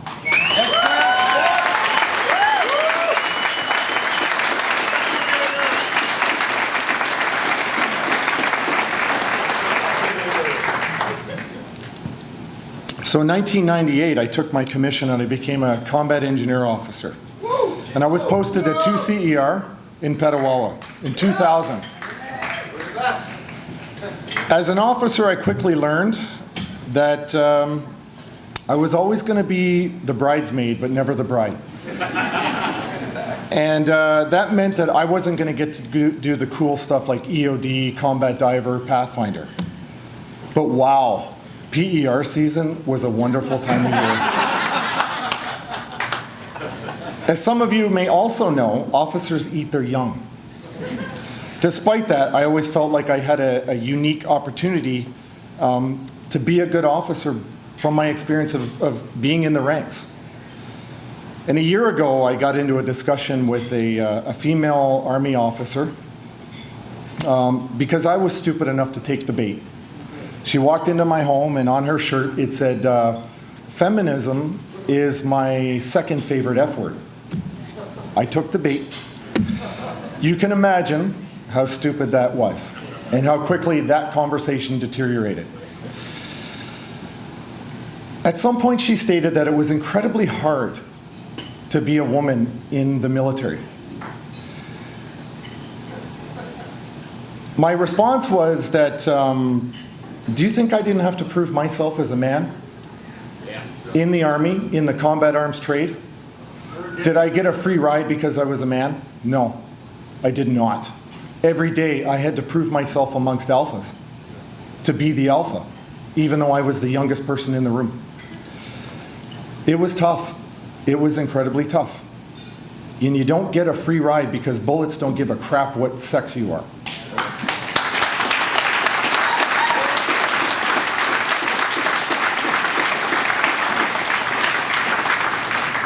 We are just judged on our commitment to the team. That's what we're judged on. And I know some of you in the past in the military, men and women, have gotten a raw deal. I've had my struggles with the military as well. Nobody is untouched from it. So in a classic tradition, you know, we all watch war movies with a very keen eye for detail. You know what I'm talking about. And you know there's a pretty good likelihood that you're at some point going to be yelling at your TV screen, and nothing's going to change. Rambo is still going to fire a rocket out of a helicopter, which we all know is impossible. But you know, there are a lot of classic lines, but there's one that's always stuck with me, and it's from the movie Band of Brothers. And Dick Winters is driving with Buck Compton, and he says, "Never put yourself in a position where you can take from these men. Your soldiers must believe, without a doubt, what you are willing to give to them and for them." Perhaps that's why leaders always eat last. The simple things. It has actually been or become a core part of my value system to give and not to take. I'll take my pension though. I still want that to keep coming. Yeah. I kind of earned that with a lot of pain. Given the state of the military now, I have become wholeheartedly disappointed to see the lack of integrity coming from the current serving officers in senior NCO Corps.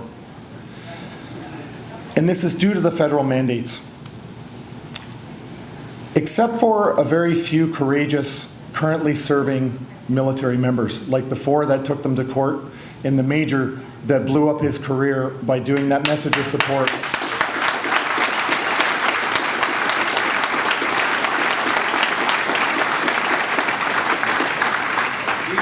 I think in some cases it's just ignorance.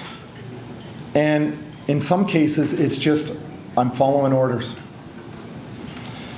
And in some cases I see it as the leadership's betrayal of the soldiers, sailors, and airmen by the cowardly refusal to push back against their government and of their chain of command. And I do honestly feel that the current CDS himself is a disgrace to his uniform.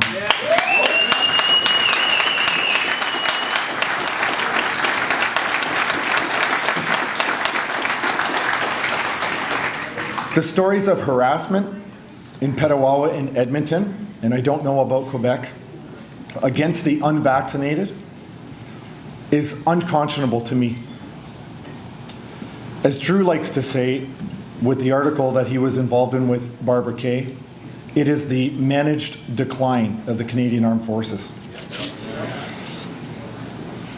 In 2015, I medically released from the military and I qualified for a vocational rehabilitation program, and then I went back to school for 4 years, full time.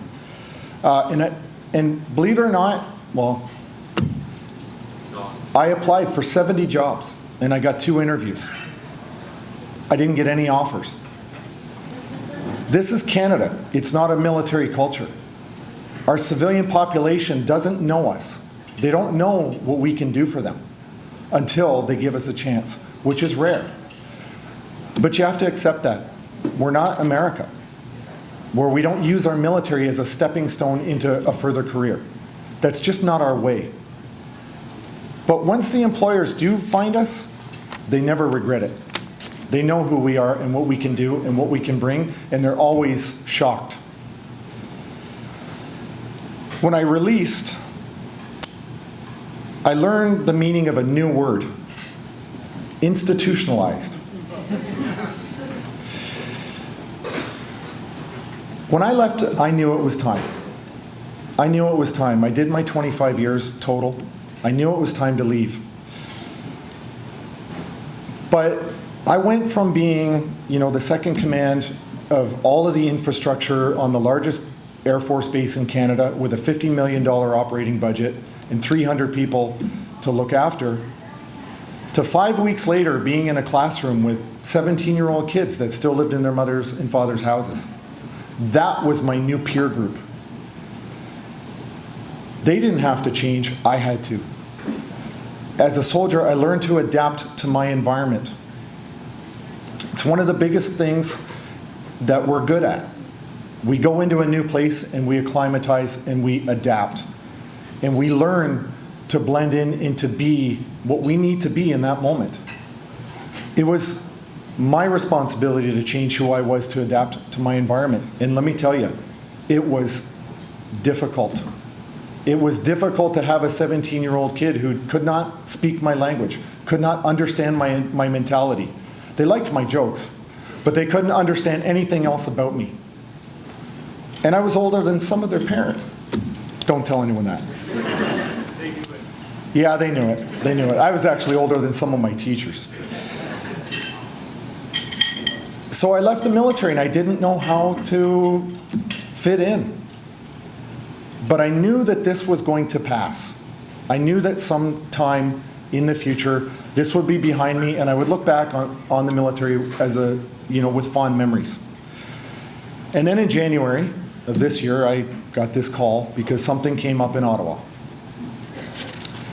And I wasn't going to miss it. I wasn't going to miss it for the world. Within 3 hours of the phone call that I got, I was in Ottawa, right in the middle of the eye of the tornado. And I will never regret that. It was the biggest thing I've ever been involved with in my entire life.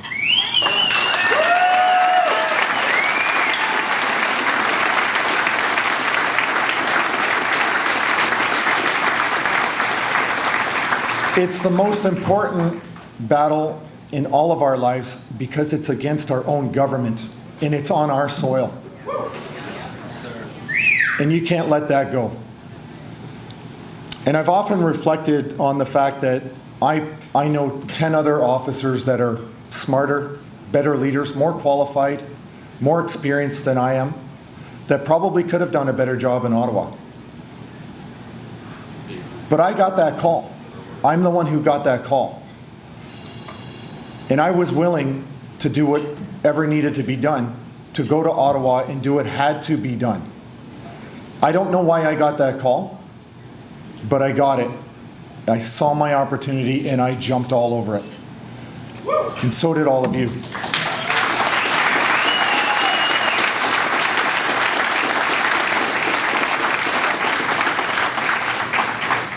We didn't end the mandates, but we achieved to restore pride for so many Canadians who had lost it over these last 2 years. Raise your hands if somebody said to you, I haven't been proud to be a Canadian so much than in the last 2 years. Yeah. We've all heard that. We've all said it. We've all felt it.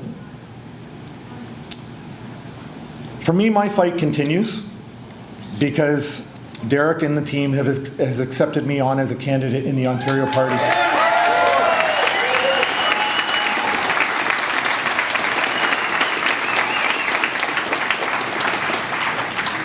If you ever had any faith in anything that I've ever done, believe me when I tell you I made the right choice and I've joined the right team. And these are the people that all put and have had skin in this game over the last 2 years.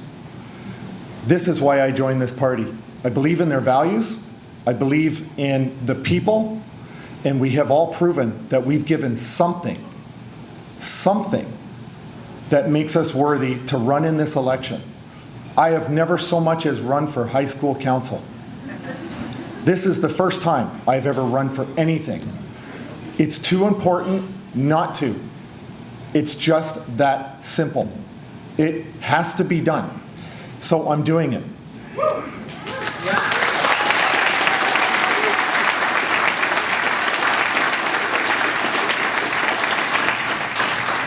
And I want you to know that, tonight I get this great chair at the head table. I sit with these men. We're supported by these phenomenal women that some of you don't know.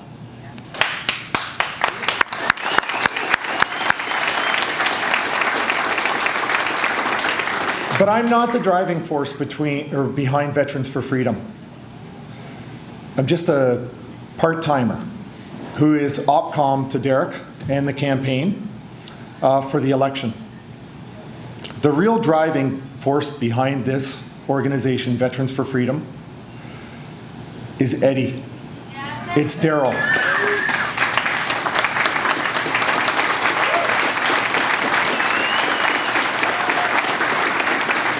It's Drew. It's Sammy. It is Stacy. It's Monique. And my absolute favorite CBC Public Affairs Officer, Jake.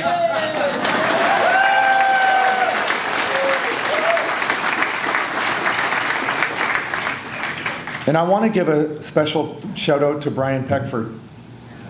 It didn't take a lot of convincing, let me tell you. What you saw in the video with Brian, I can't convey to you the emotion that Sammy and I felt when we were talking to him on that call, talking to him about the future of this country. And I've said this before publicly, that I was having coffee with Brian Peckford,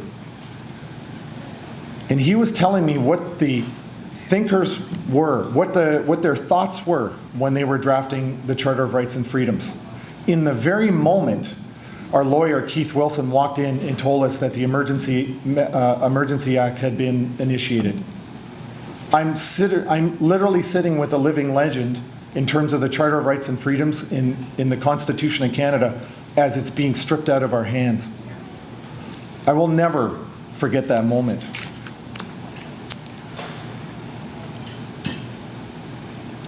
You may have heard me say publicly before that the trucker convoy was the People's Emergency Act. I didn't make that line. I got that from Sammy, and he's hiding.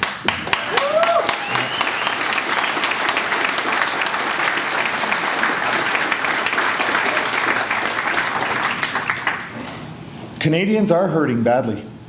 They really are. I don't have to mention the suicides. I don't have to mention the confusion. I don't have to mention the sorrow, because that's stuff that we're all carrying with us around every single day. And it's brutal. If our society descends into absolute tyranny, we must become leaders in our own way. We must apply all that we have learned and help our communities. We must commit to bold action and moral courage.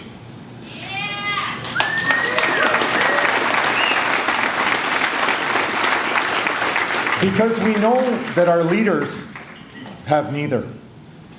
Well, they have the bold action when it suits them to call you all misogynist and racist and call you names instead of respect the fact that you're Canadians above all else.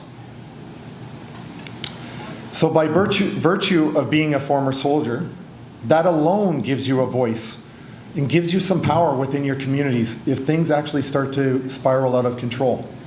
If you are a business owner, if you are a manager, if people look to you on a daily basis for guidance, by that virtue alone, you can be a leader in your communities if we descend into a dark place.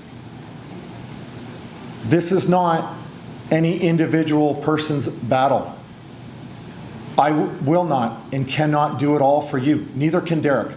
Neither can Jeremy. Neither can these men. Nobody is going to save you except you.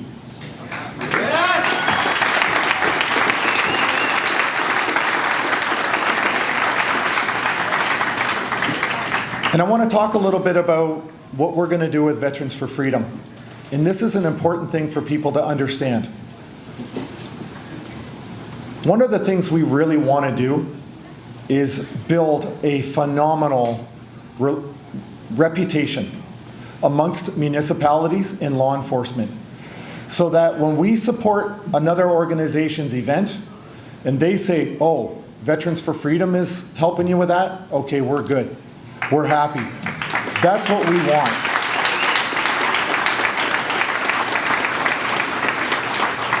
We want the anxiety for the cities to disappear so that other organizations can come in and be awesome. That's one of the things that we are going to do with Veterans for Freedom. We are going to aim to always make it safe, responsible, respectable. No matter what BS comes out of the mouths of the mainstream media and the lies that they tell about us, we will always be dignified in everything we do in the media and through our actions and even at these events that we support. We must do this. We cannot be cowboys. We cannot be fringe. We must be beyond reproach. That is the only way that we are ever going to be respected by the communities that are holding the events, the municipalities, and the law enforcement. This is how we avoid having police officers beat the living shit out of veterans in front of National War Memorials. Yeah.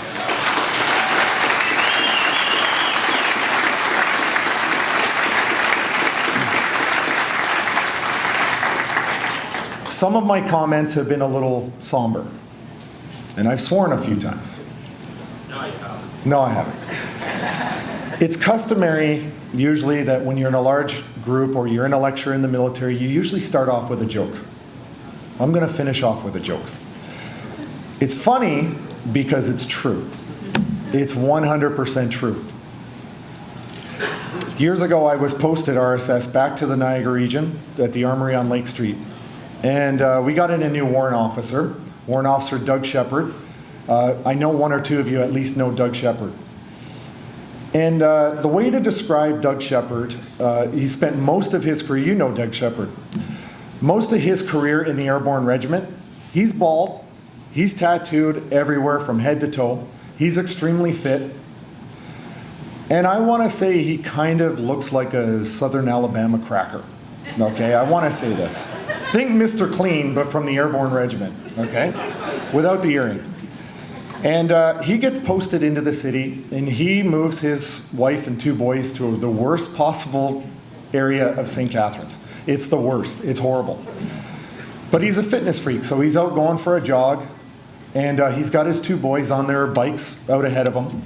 And he hears the rap music, the boom, boom, boom, the beat, right? And he's like, okay, what's going on here? Where am I?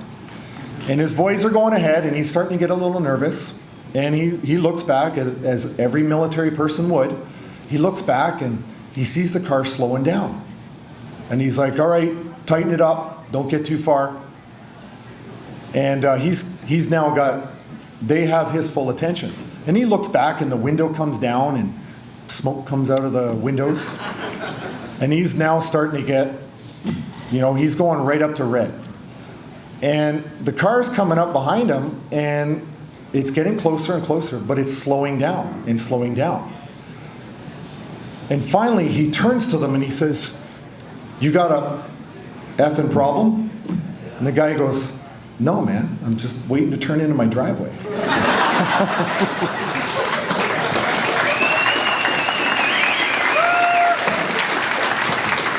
That is an absolutely true story. And why do I bring that up? Because for all of the somber stuff that I've talked about, all of the things you've heard from veterans tonight or other military, it's our sense of humor that pushes us through the darkness.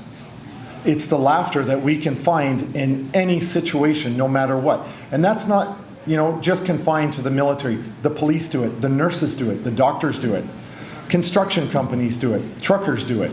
Everybody does it. It's not ours to own, but it's the way we as human beings cope. And we find the most entertaining thing that we can out of a horrific situation. And that's why we will always continue to thrive as human beings.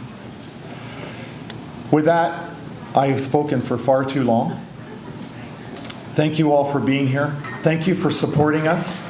Thank you for everything you have ever done. Thank you.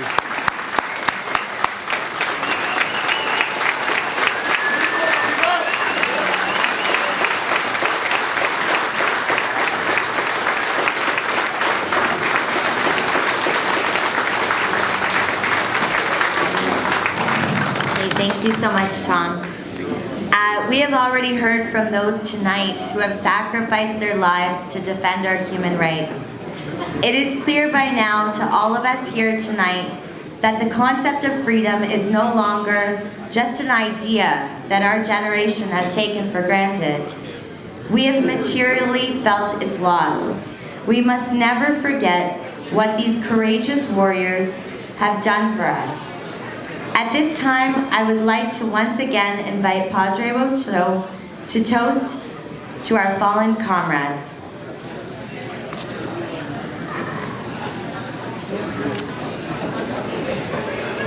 Thank you. So this is a relatively new tradition in the military. For some of you that aren't really, haven't been to a military meal or a mess dinner, a formal military meal, what we have is a table set up for, right? Sure, yeah.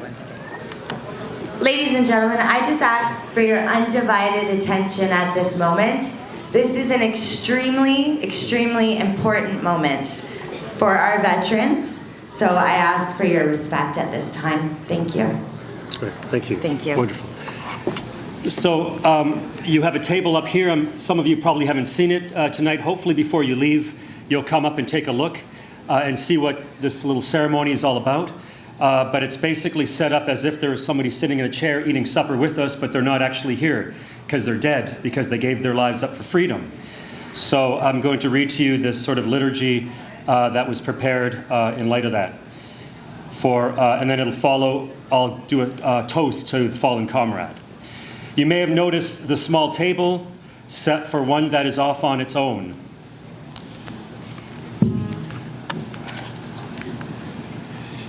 It is reserved to honor our fallen comrades in arms. This symbolizes that they are with us here in spirit. We should never forget the brave men and women who answered our nation's call to serve and served the cause of freedom in a special way. We are ever mindful that the sweetness of enduring peace has always been tainted by the bitterness of personal sacrifice. We are compelled to never forget that while we enjoy our daily pleasures, there are others who have endured the agonies of pain, deprivation, and death. I'd like to explain the meaning of the items on this special table. The table is round to show our everlasting concern for our fallen comrades. The tablecloth is white, symbolizing the purity of their motives when answering the call to duty. The single red rose, displayed in a vase, reminds us of the life of each of our fallen comrades and the loved ones and friends of these comrades who keep the faith. The vase is tied with a red ribbon, symbol of our continued determination to remember our fallen comrades.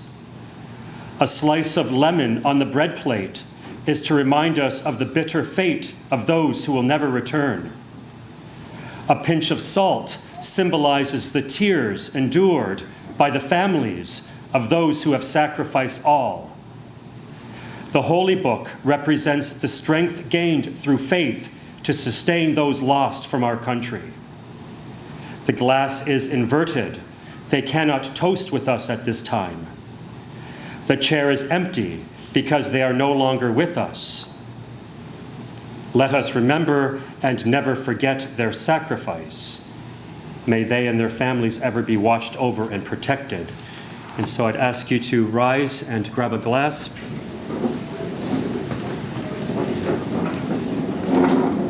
Let us give thanks for the many blessings we have received. Let us give thanks for the security of Canada and for the freedoms we enjoy and experience every day. However, let us also remember the great price that has been paid for that freedom too many times.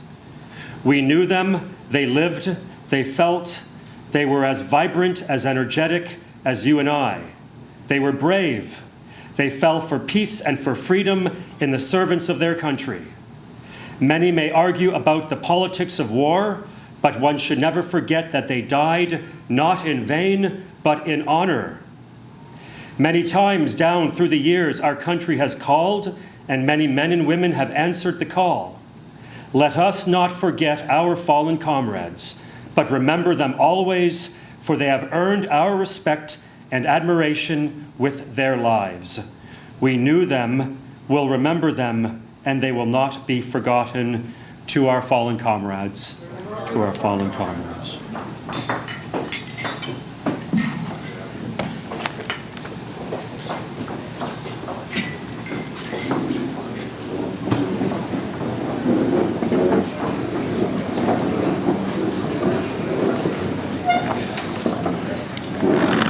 Thank you, Padre.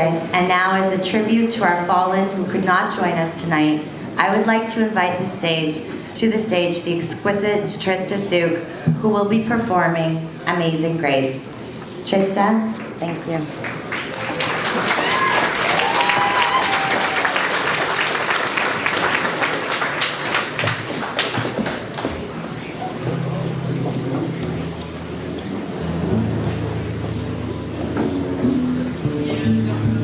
Thank you. What an absolute honor it is to be here in a room with Canada's original freedom fighters. Thank you, veterans, for fighting for our country and continuing to fight for our country. I will sing what I think is one of the most beautiful written songs ever. It's a song that I think has the power to stop hate, to stop war, even oppression, because it has in the past through God's grace. So this is Amazing Grace, and if you want to join in at the end, I'll be repeating, and if you feel right to do that, then please join in.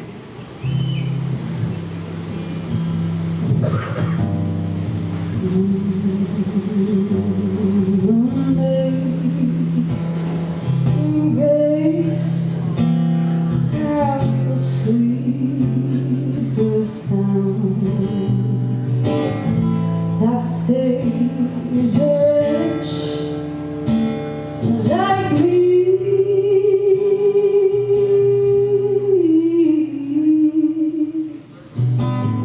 I was lost, but now I'm found. Was blind, but now I see.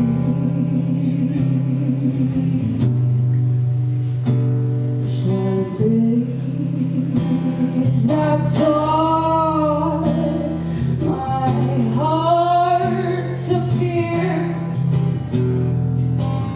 and grace my fears relieve. How precious did that grace appear the hour I first believed.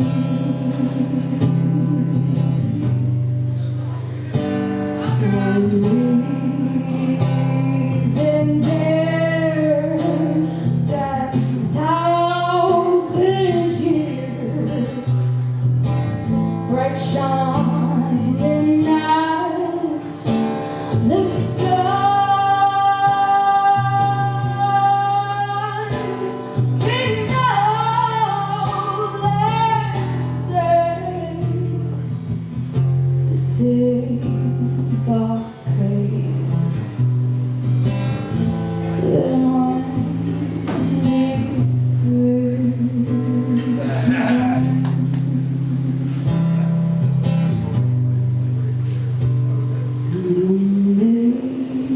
Amazing grace, how sweet the sound that saved a wretch like me.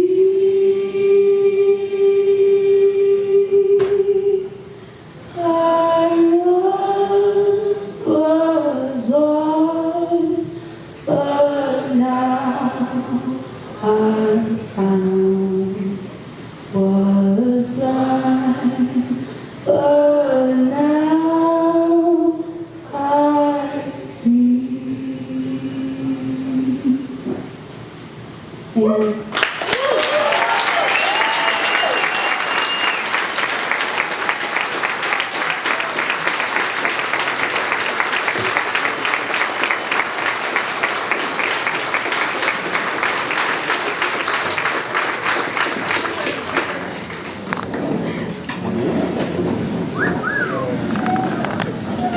Are you coming back?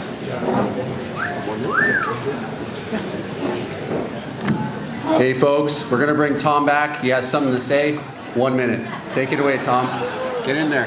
I'm really sorry about this. Jack McClellan, can you please stand up?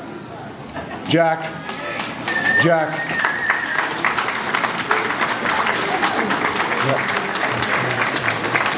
Good. I'm sorry, Jack. For many who don't know, I had COVID while I was in Ottawa almost the entire time. Jack was like a father to me there. And he went to the drugstore late at night for me. He took care of me like I was his own son. Jack is also a competitor of ours. He's very well known in the Ontario Party. He's very well respected in the Ontario Party, but he actually belongs to the New Blue. And we're good with that. I've tried very unsuccessfully to poach him, as well as Spencer, to come over. But I couldn't let this go by and not acknowledge Jack. I thanked a lot of people, and I'm sorry, Jack, I missed you, and I didn't mean to.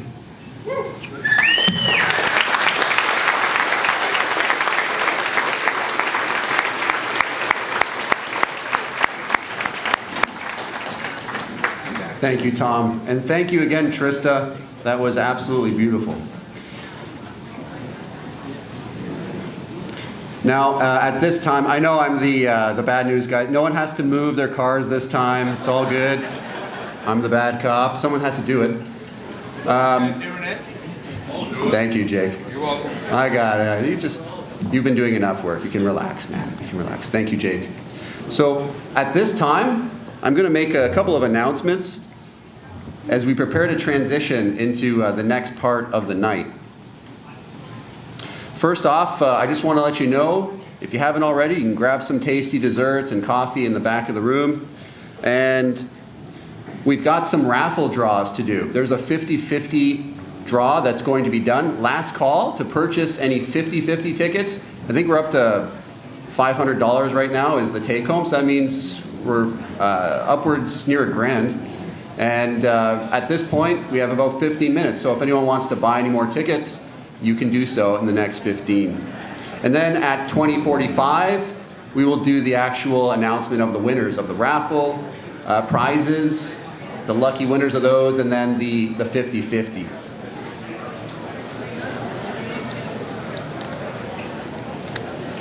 Okay. We have some more acknowledgements to do. There are some extremely dedicated, wonderful, hardworking people. We have to say thank you to them in a classy way.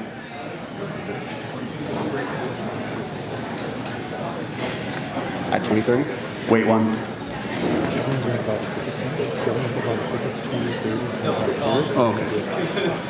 Okay. Yeah, we have to be flexible because timings and everything shifted, but that's what we do.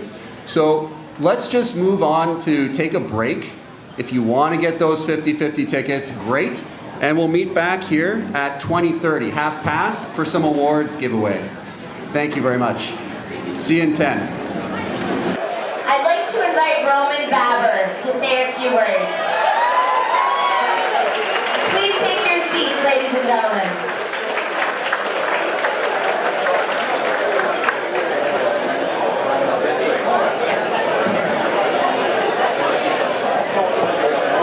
Hi, my name is Roman Baber. I'm an independent member of Provincial Parliament for the riding of York Centre.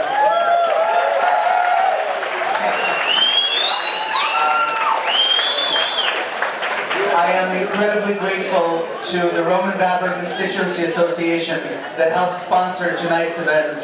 Thank you so much for coming, and thank you so much for being here and for welcoming me. Thank you.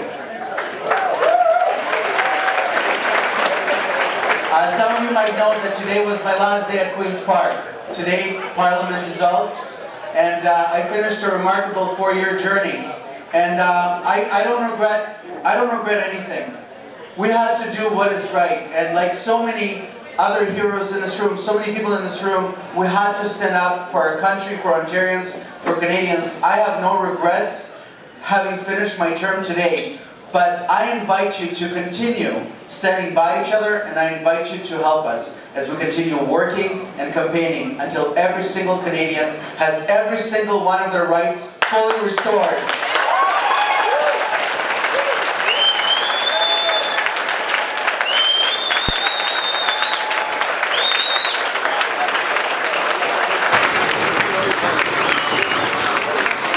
I want to thank Monique and Sherry and Stacy. I want to thank everyone that organized this evening. And I also want to thank everyone in and out of uniform. You know, I think that many Canadians don't appreciate the type of sacrifice that you've made. And certainly Justin Trudeau does not appreciate the sacrifice you make. That's just one of the reasons we're going to get rid of him. But I want to tell you,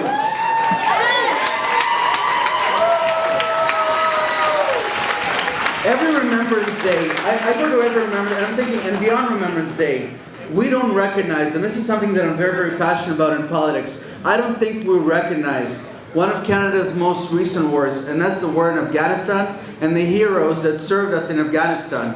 And we need to insist that history remembers the sacrifice that was made in Afghanistan. More than 25,000 boys and girls, Canadian boys and girls served in Afghanistan. 158 of them did not come back. We need to think about this. We need to remember this. We need to make sure that history does right by them. Whether it's mental health, whether it's housing, whether it's remembering this war or the allies we left on the ground.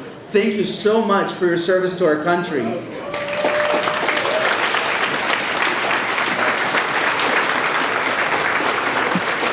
I'm going to conclude. My name is Roman Baber.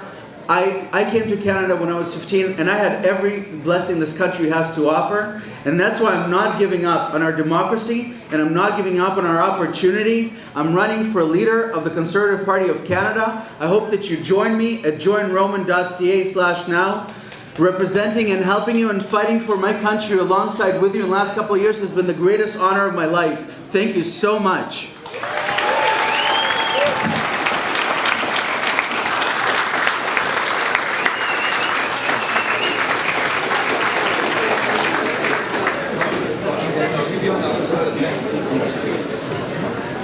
Amazing. Thank you, Roman. I'm going to pass the mic over to Sammy now. Thanks so much, everybody. Sammy! Sammy!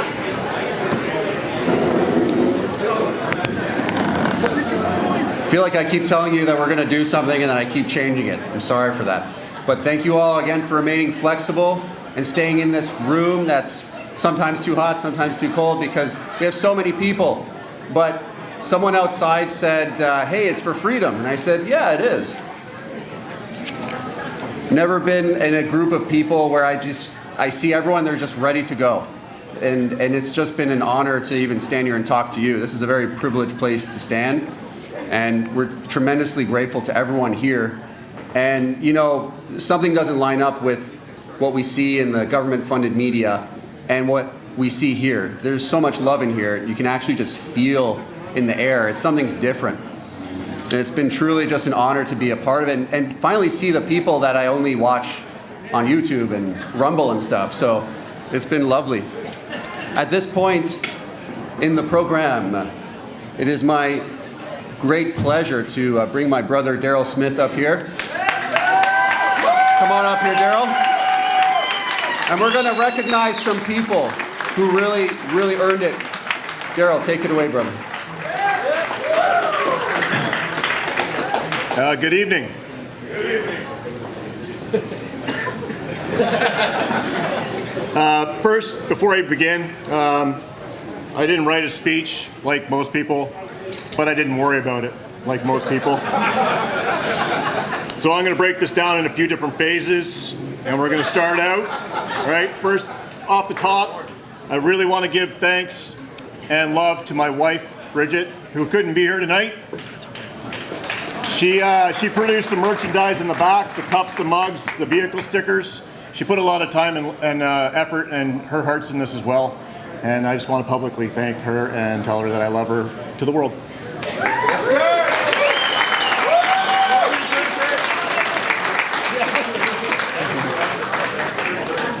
I'd like to call up the steering committee, all 5 members, please.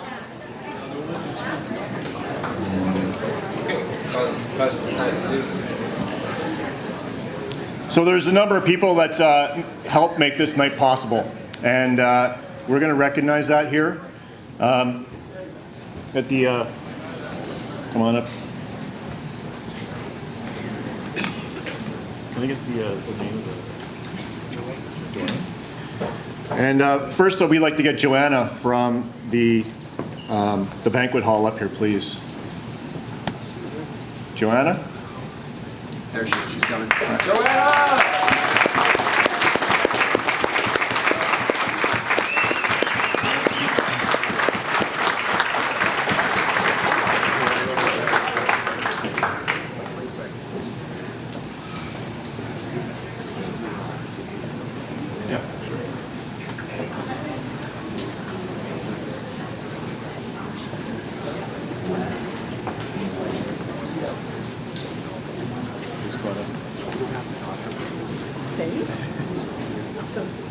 Oh my goodness. Joanna really did a solid for us. It was short notice. She helped us save a lot of money. She's amazing and just such a kind person. And if you're here, she'll give you pierogies that were just made. I'm ashamed for eating frozen pierogies after eating Joanna's. We love you, Joanna. Thank you. Actually, I'm actually very honored, and it was actually a pleasure for me and the kitchen staff to help you to organize it. Thank you very much.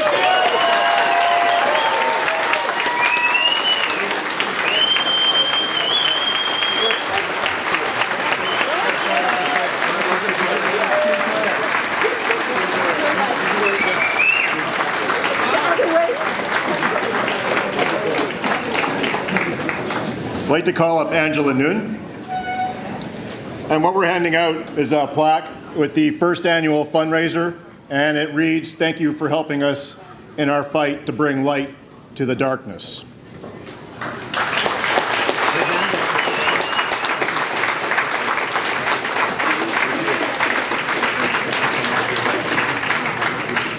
Thank you so much.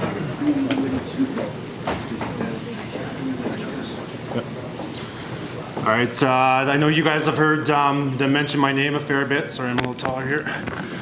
They don't usually let me speak at some of the events because I like to spit too much fire. So I've been writing the press releases that we're going to start getting out, and the guys always got to tone it down a bit for me because they don't. It's a little bit too fiery for everyone. So, but it was just a quick update, or sorry, just a bit of history here. So, you know, we all got together and we started getting this organization rolling, and you know, everything was being put on my credit card, okay, because we hadn't raised any money, and I'm just you know, medically released vet. I'm just on a half pension.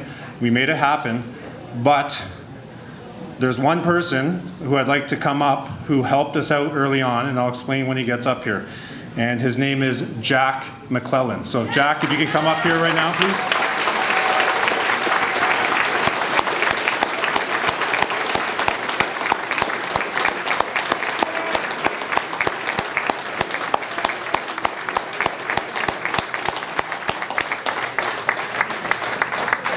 So as Tom mentioned, Jack was helping us out in Ottawa, and it was amazing, and he's become a friend for life.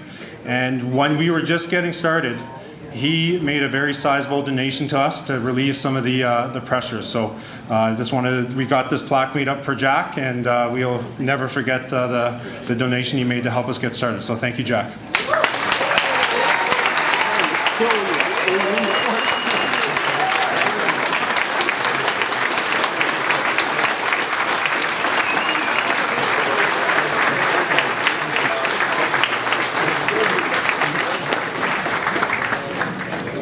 May we have Stacy Cotter up, please? Stacy!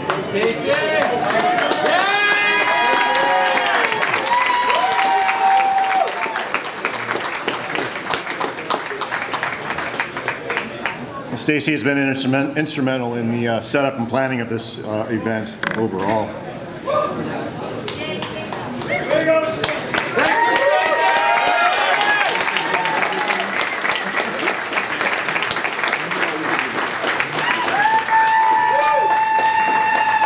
And finally, I'd like to have Monique up here, please.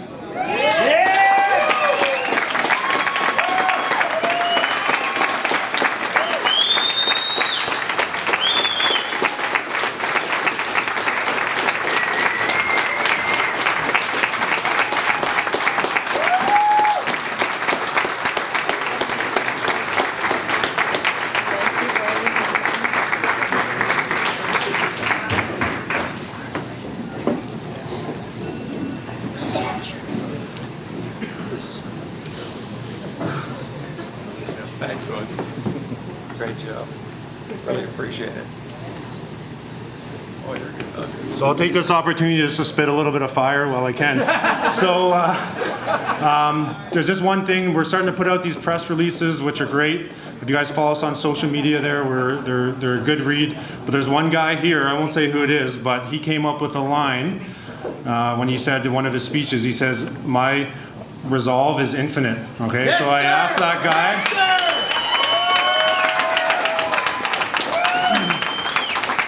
So I asked that guy, I said, hey, and I just met him, he's a good dude, and I asked if we could use that line. We're changing that to R, so our resolve is infinite, and that's going to be on every single one of our press releases we make, so thanks, Jeremy.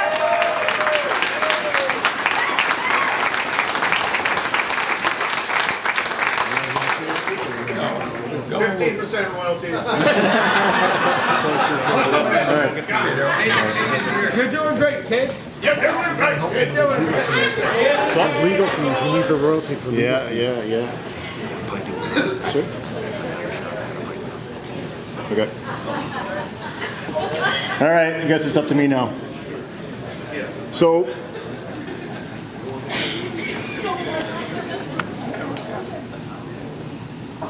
I'm going to tell you a little bit about what V4F is now, what we've become, how we got here, and I think where we're going. And I think it's important to get this information out. We are already seeing that mainstream media is painting us with a broad brush, right? Throwing us to the right side of the fringe, calling us supremacists, and all the other varying words, isms that they like to use, right? To divide the Canadian public, right? And unfortunately, they have mainstream media in their pocket, and the masses are only getting that out. So I'm asking each one of you to individually push out the messages as far and wide as you can. Hit it on every platform, right? This is new for us. We're just starting this stuff up, but we can't do it without you. And that's the fact. This isn't just a veterans movement. This is a movement of Canadians who just want freedom back. We're not looking for violence. We're not looking for uprisings. We are looking for freedom.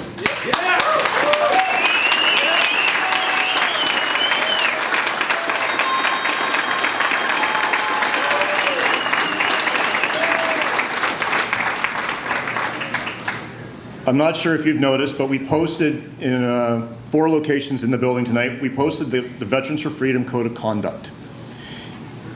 We have only 4 weeks ago actually stood up as an organization, and look what we've accomplished. We are now pushing up to 500 members, right? 500 veterans have now applied to join our ranks in 4 weeks.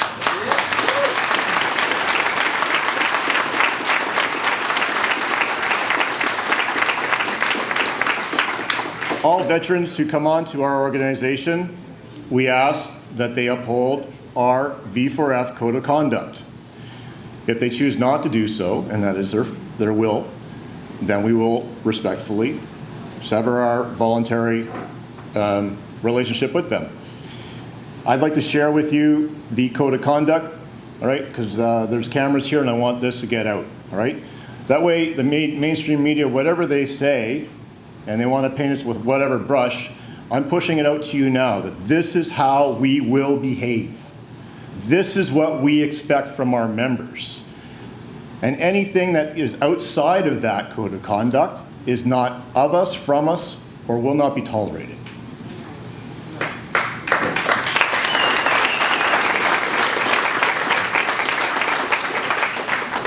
I'll quickly go over our mission statement one more time. We are Veterans for Freedom. Our mission is to rally Canadian Armed Forces veterans across Canada by mobilizing and sustaining lawful civic action in order to restore the fundamental rights and freedoms of Canadians. As members, you commit to conducting yourselves with the utmost professionalism in accordance with the following principles. 1, uphold the fundamental rights of Canadians that are governed by the Constitution, the Canadian Charter of Rights and Freedoms, and the Canadian Bill of Rights. 2, activate your civil responsibility to the fullest extent possible within the bounds of law and embodying a superior example of peaceful non-compliance. 3, stand against globalism, medical segregation, and a new world order that would subvert the rights and freedoms outlined in the above article. 4, conducting yourself with honor, integrity, discipline, and treating each member of the public with care and respect at all times. 5, refrain from use of violence in any form towards members of the Canadian society, to include civilians, law enforcement, and or members of public services at all levels of government. 6, make all possible attempts to de-escalate potential altercations between members of the public and law enforcement. 7, maintain total sobriety at all times when present at rallies, and especially while wearing V4F insignia. 8, report all donations collected to be properly accounted for. 9, all invitations to speak on behalf of Veterans for Freedom is not permitted under any circumstances. Any messaging that you receive from V4F will come from a steering member or an authorized member. Okay? So if anyone is out there speaking on behalf of us, saying they're for us, and it doesn't meet any of those criteria above, it's not from us. Okay? So we're getting ahead of this media narrative right off the get-go. That's that.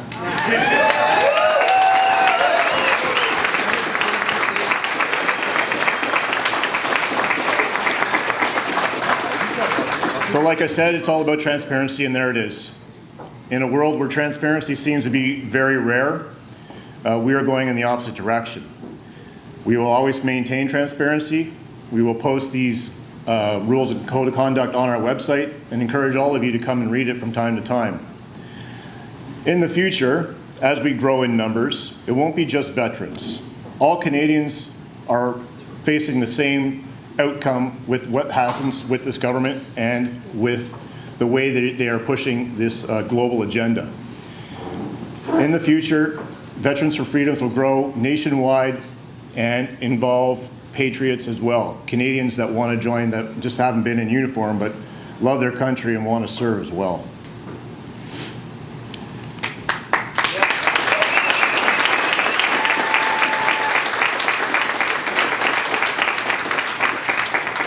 We are acting as a unifying freedom organization.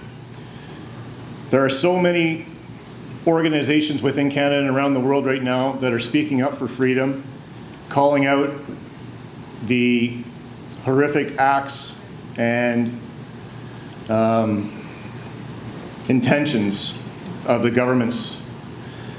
So we at V4F are now gathering those groups, whether it be doctors, whether it be nurses, former police officers, legal advocates.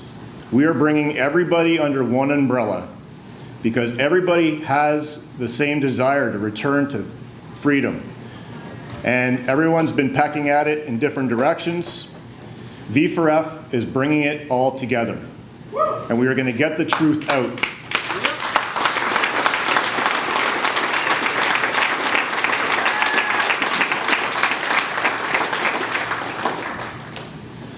So I think that's enough about the direction for V4F. I'm going to bring it down to a little more personal level. A little bit about who I used to be. I spent 21 years military, and before that I was a cadet, and it was all I wanted to do. I was good at it. I loved it. It's who I was as a person. That's who I thought I was, right?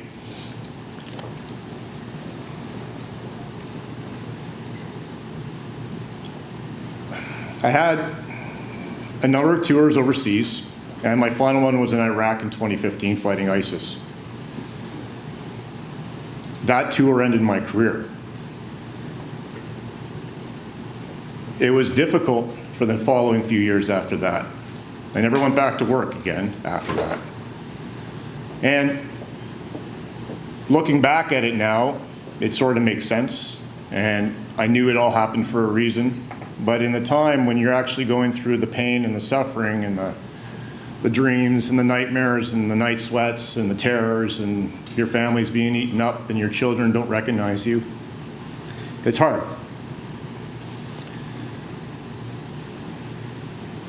But you come out of it and you refine your purpose in life. When this pandemic, or whatever you'd like to call it, started, I'd already been trying to figure out why I had to go and do what I had to do, right? Why did I have to go to Afghanistan all those times? I remember the planes going into the building. I know where I was. I know what I was doing that whole day, right? And then they justified us going to Afghanistan. So I went 3 times. Lost good friends, lost my best friend, right? Been on a 2-way range, right? It's different when the targets are shooting back at you. But that's okay, right? Because you do it. You go there and you're there for your buddies. You're there for your troops. You're not there because the government this or that. You're not thinking about it's for a pipeline or whatever. You know what I mean? Your government tells you to go, so you go. And then when you go, it's not because your government told you to go. You're going because your platoon's there and you just want to make it home alive, right? And as a det commander or whatever, you're there to make sure your det comes home alive. And that's all the mission is. Just come home. Not everyone did, right? And it wasn't until I finished that tour in Iraq and when it really affected my brain, and I sustained a lung injury. When you start looking for answers, now I'm going to make it a mission to you. For 40 years of my life, I was an atheist. And it wasn't until I released when I figured it all out. When I started looking for answers and understanding the global elite and who they call God and the direction that they're pulling us into, quite literally, with their power and their money and the control over the economic system and their control over the medical tyranny and everything else that's going on, when you really start to look into it and you understand who they call God, well, you start looking at the other side. When I got out, I was on 9 different types of medication for PTSD, depression, anxiety, heart problems, blood pressure. All the other parts of my body didn't work because of those meds, so more drugs. I had an addiction to pornography. Found my dad's porn collection when I was 10, so that was the way it was, and then the military didn't help because it was just everywhere. Right? So I had issues. And it wasn't until I realized who the controlling agencies were in this world and tearing all that down and tearing apart 9/11 and the reasons why we went over there, and it was all, look into it. That I got on my knees and I accepted the Lord in my heart.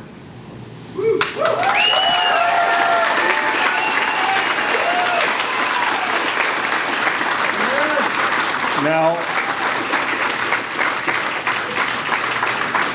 the next morning when I woke up, I never took another pharmaceutical pill in my life.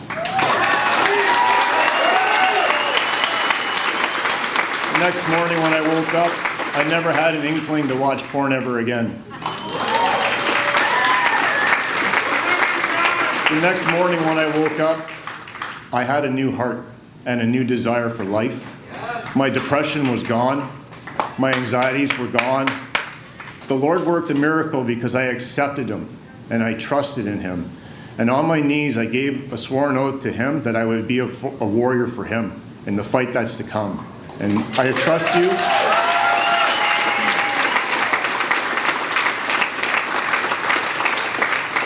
What we're seeing in this world is a spiritual battle. Our battle is not with flesh and blood, but with the principalities of the air.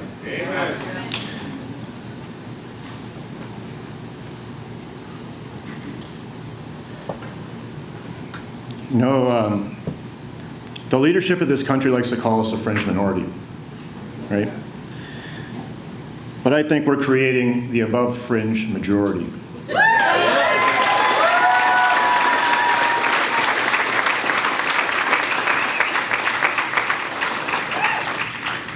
I thank you for your time, and I thank you for being here tonight. Thank you. It means we are going to go forward, and we are going to win this battle because we have truth on our side. And I pray that the Lord Jesus Christ blesses and keeps every single one of you. Amen.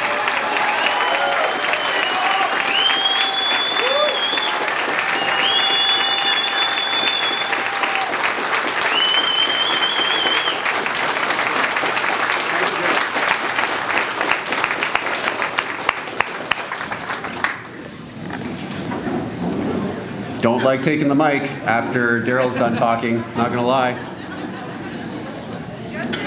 We're taking it home now, folks. You've been so patient and so wonderful, so loving.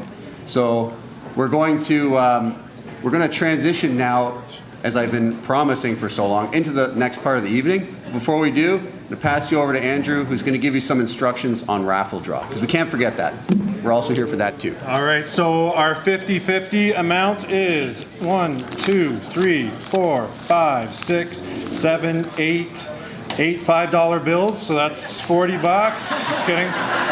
So it's $850, and we'll have Sammy do the honor of pulling the ticket. Take it right in the ammo box, buddy.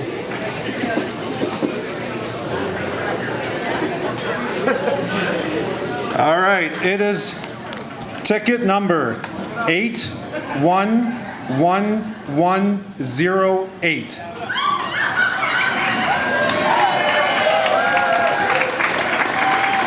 So 811108, $850. Come right up. You want to grab some of those?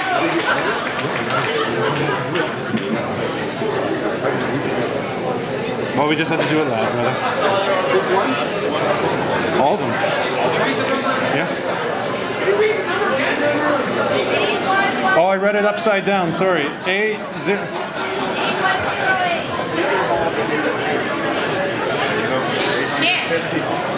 Hold on, I need to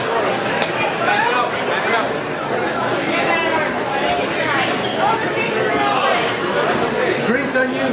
All right, we're going to try and do this quickly. I know. Sorry. Okay, so for the $100 gift card to Zucchini's Cucina. All right, so for that one, oh, sorry. No, that wasn't fair. Hold on. Let me get it on the bottom. All right, so for that one, the ticket is 196274. 196274. Thank you. Can you still bring them up? 196274.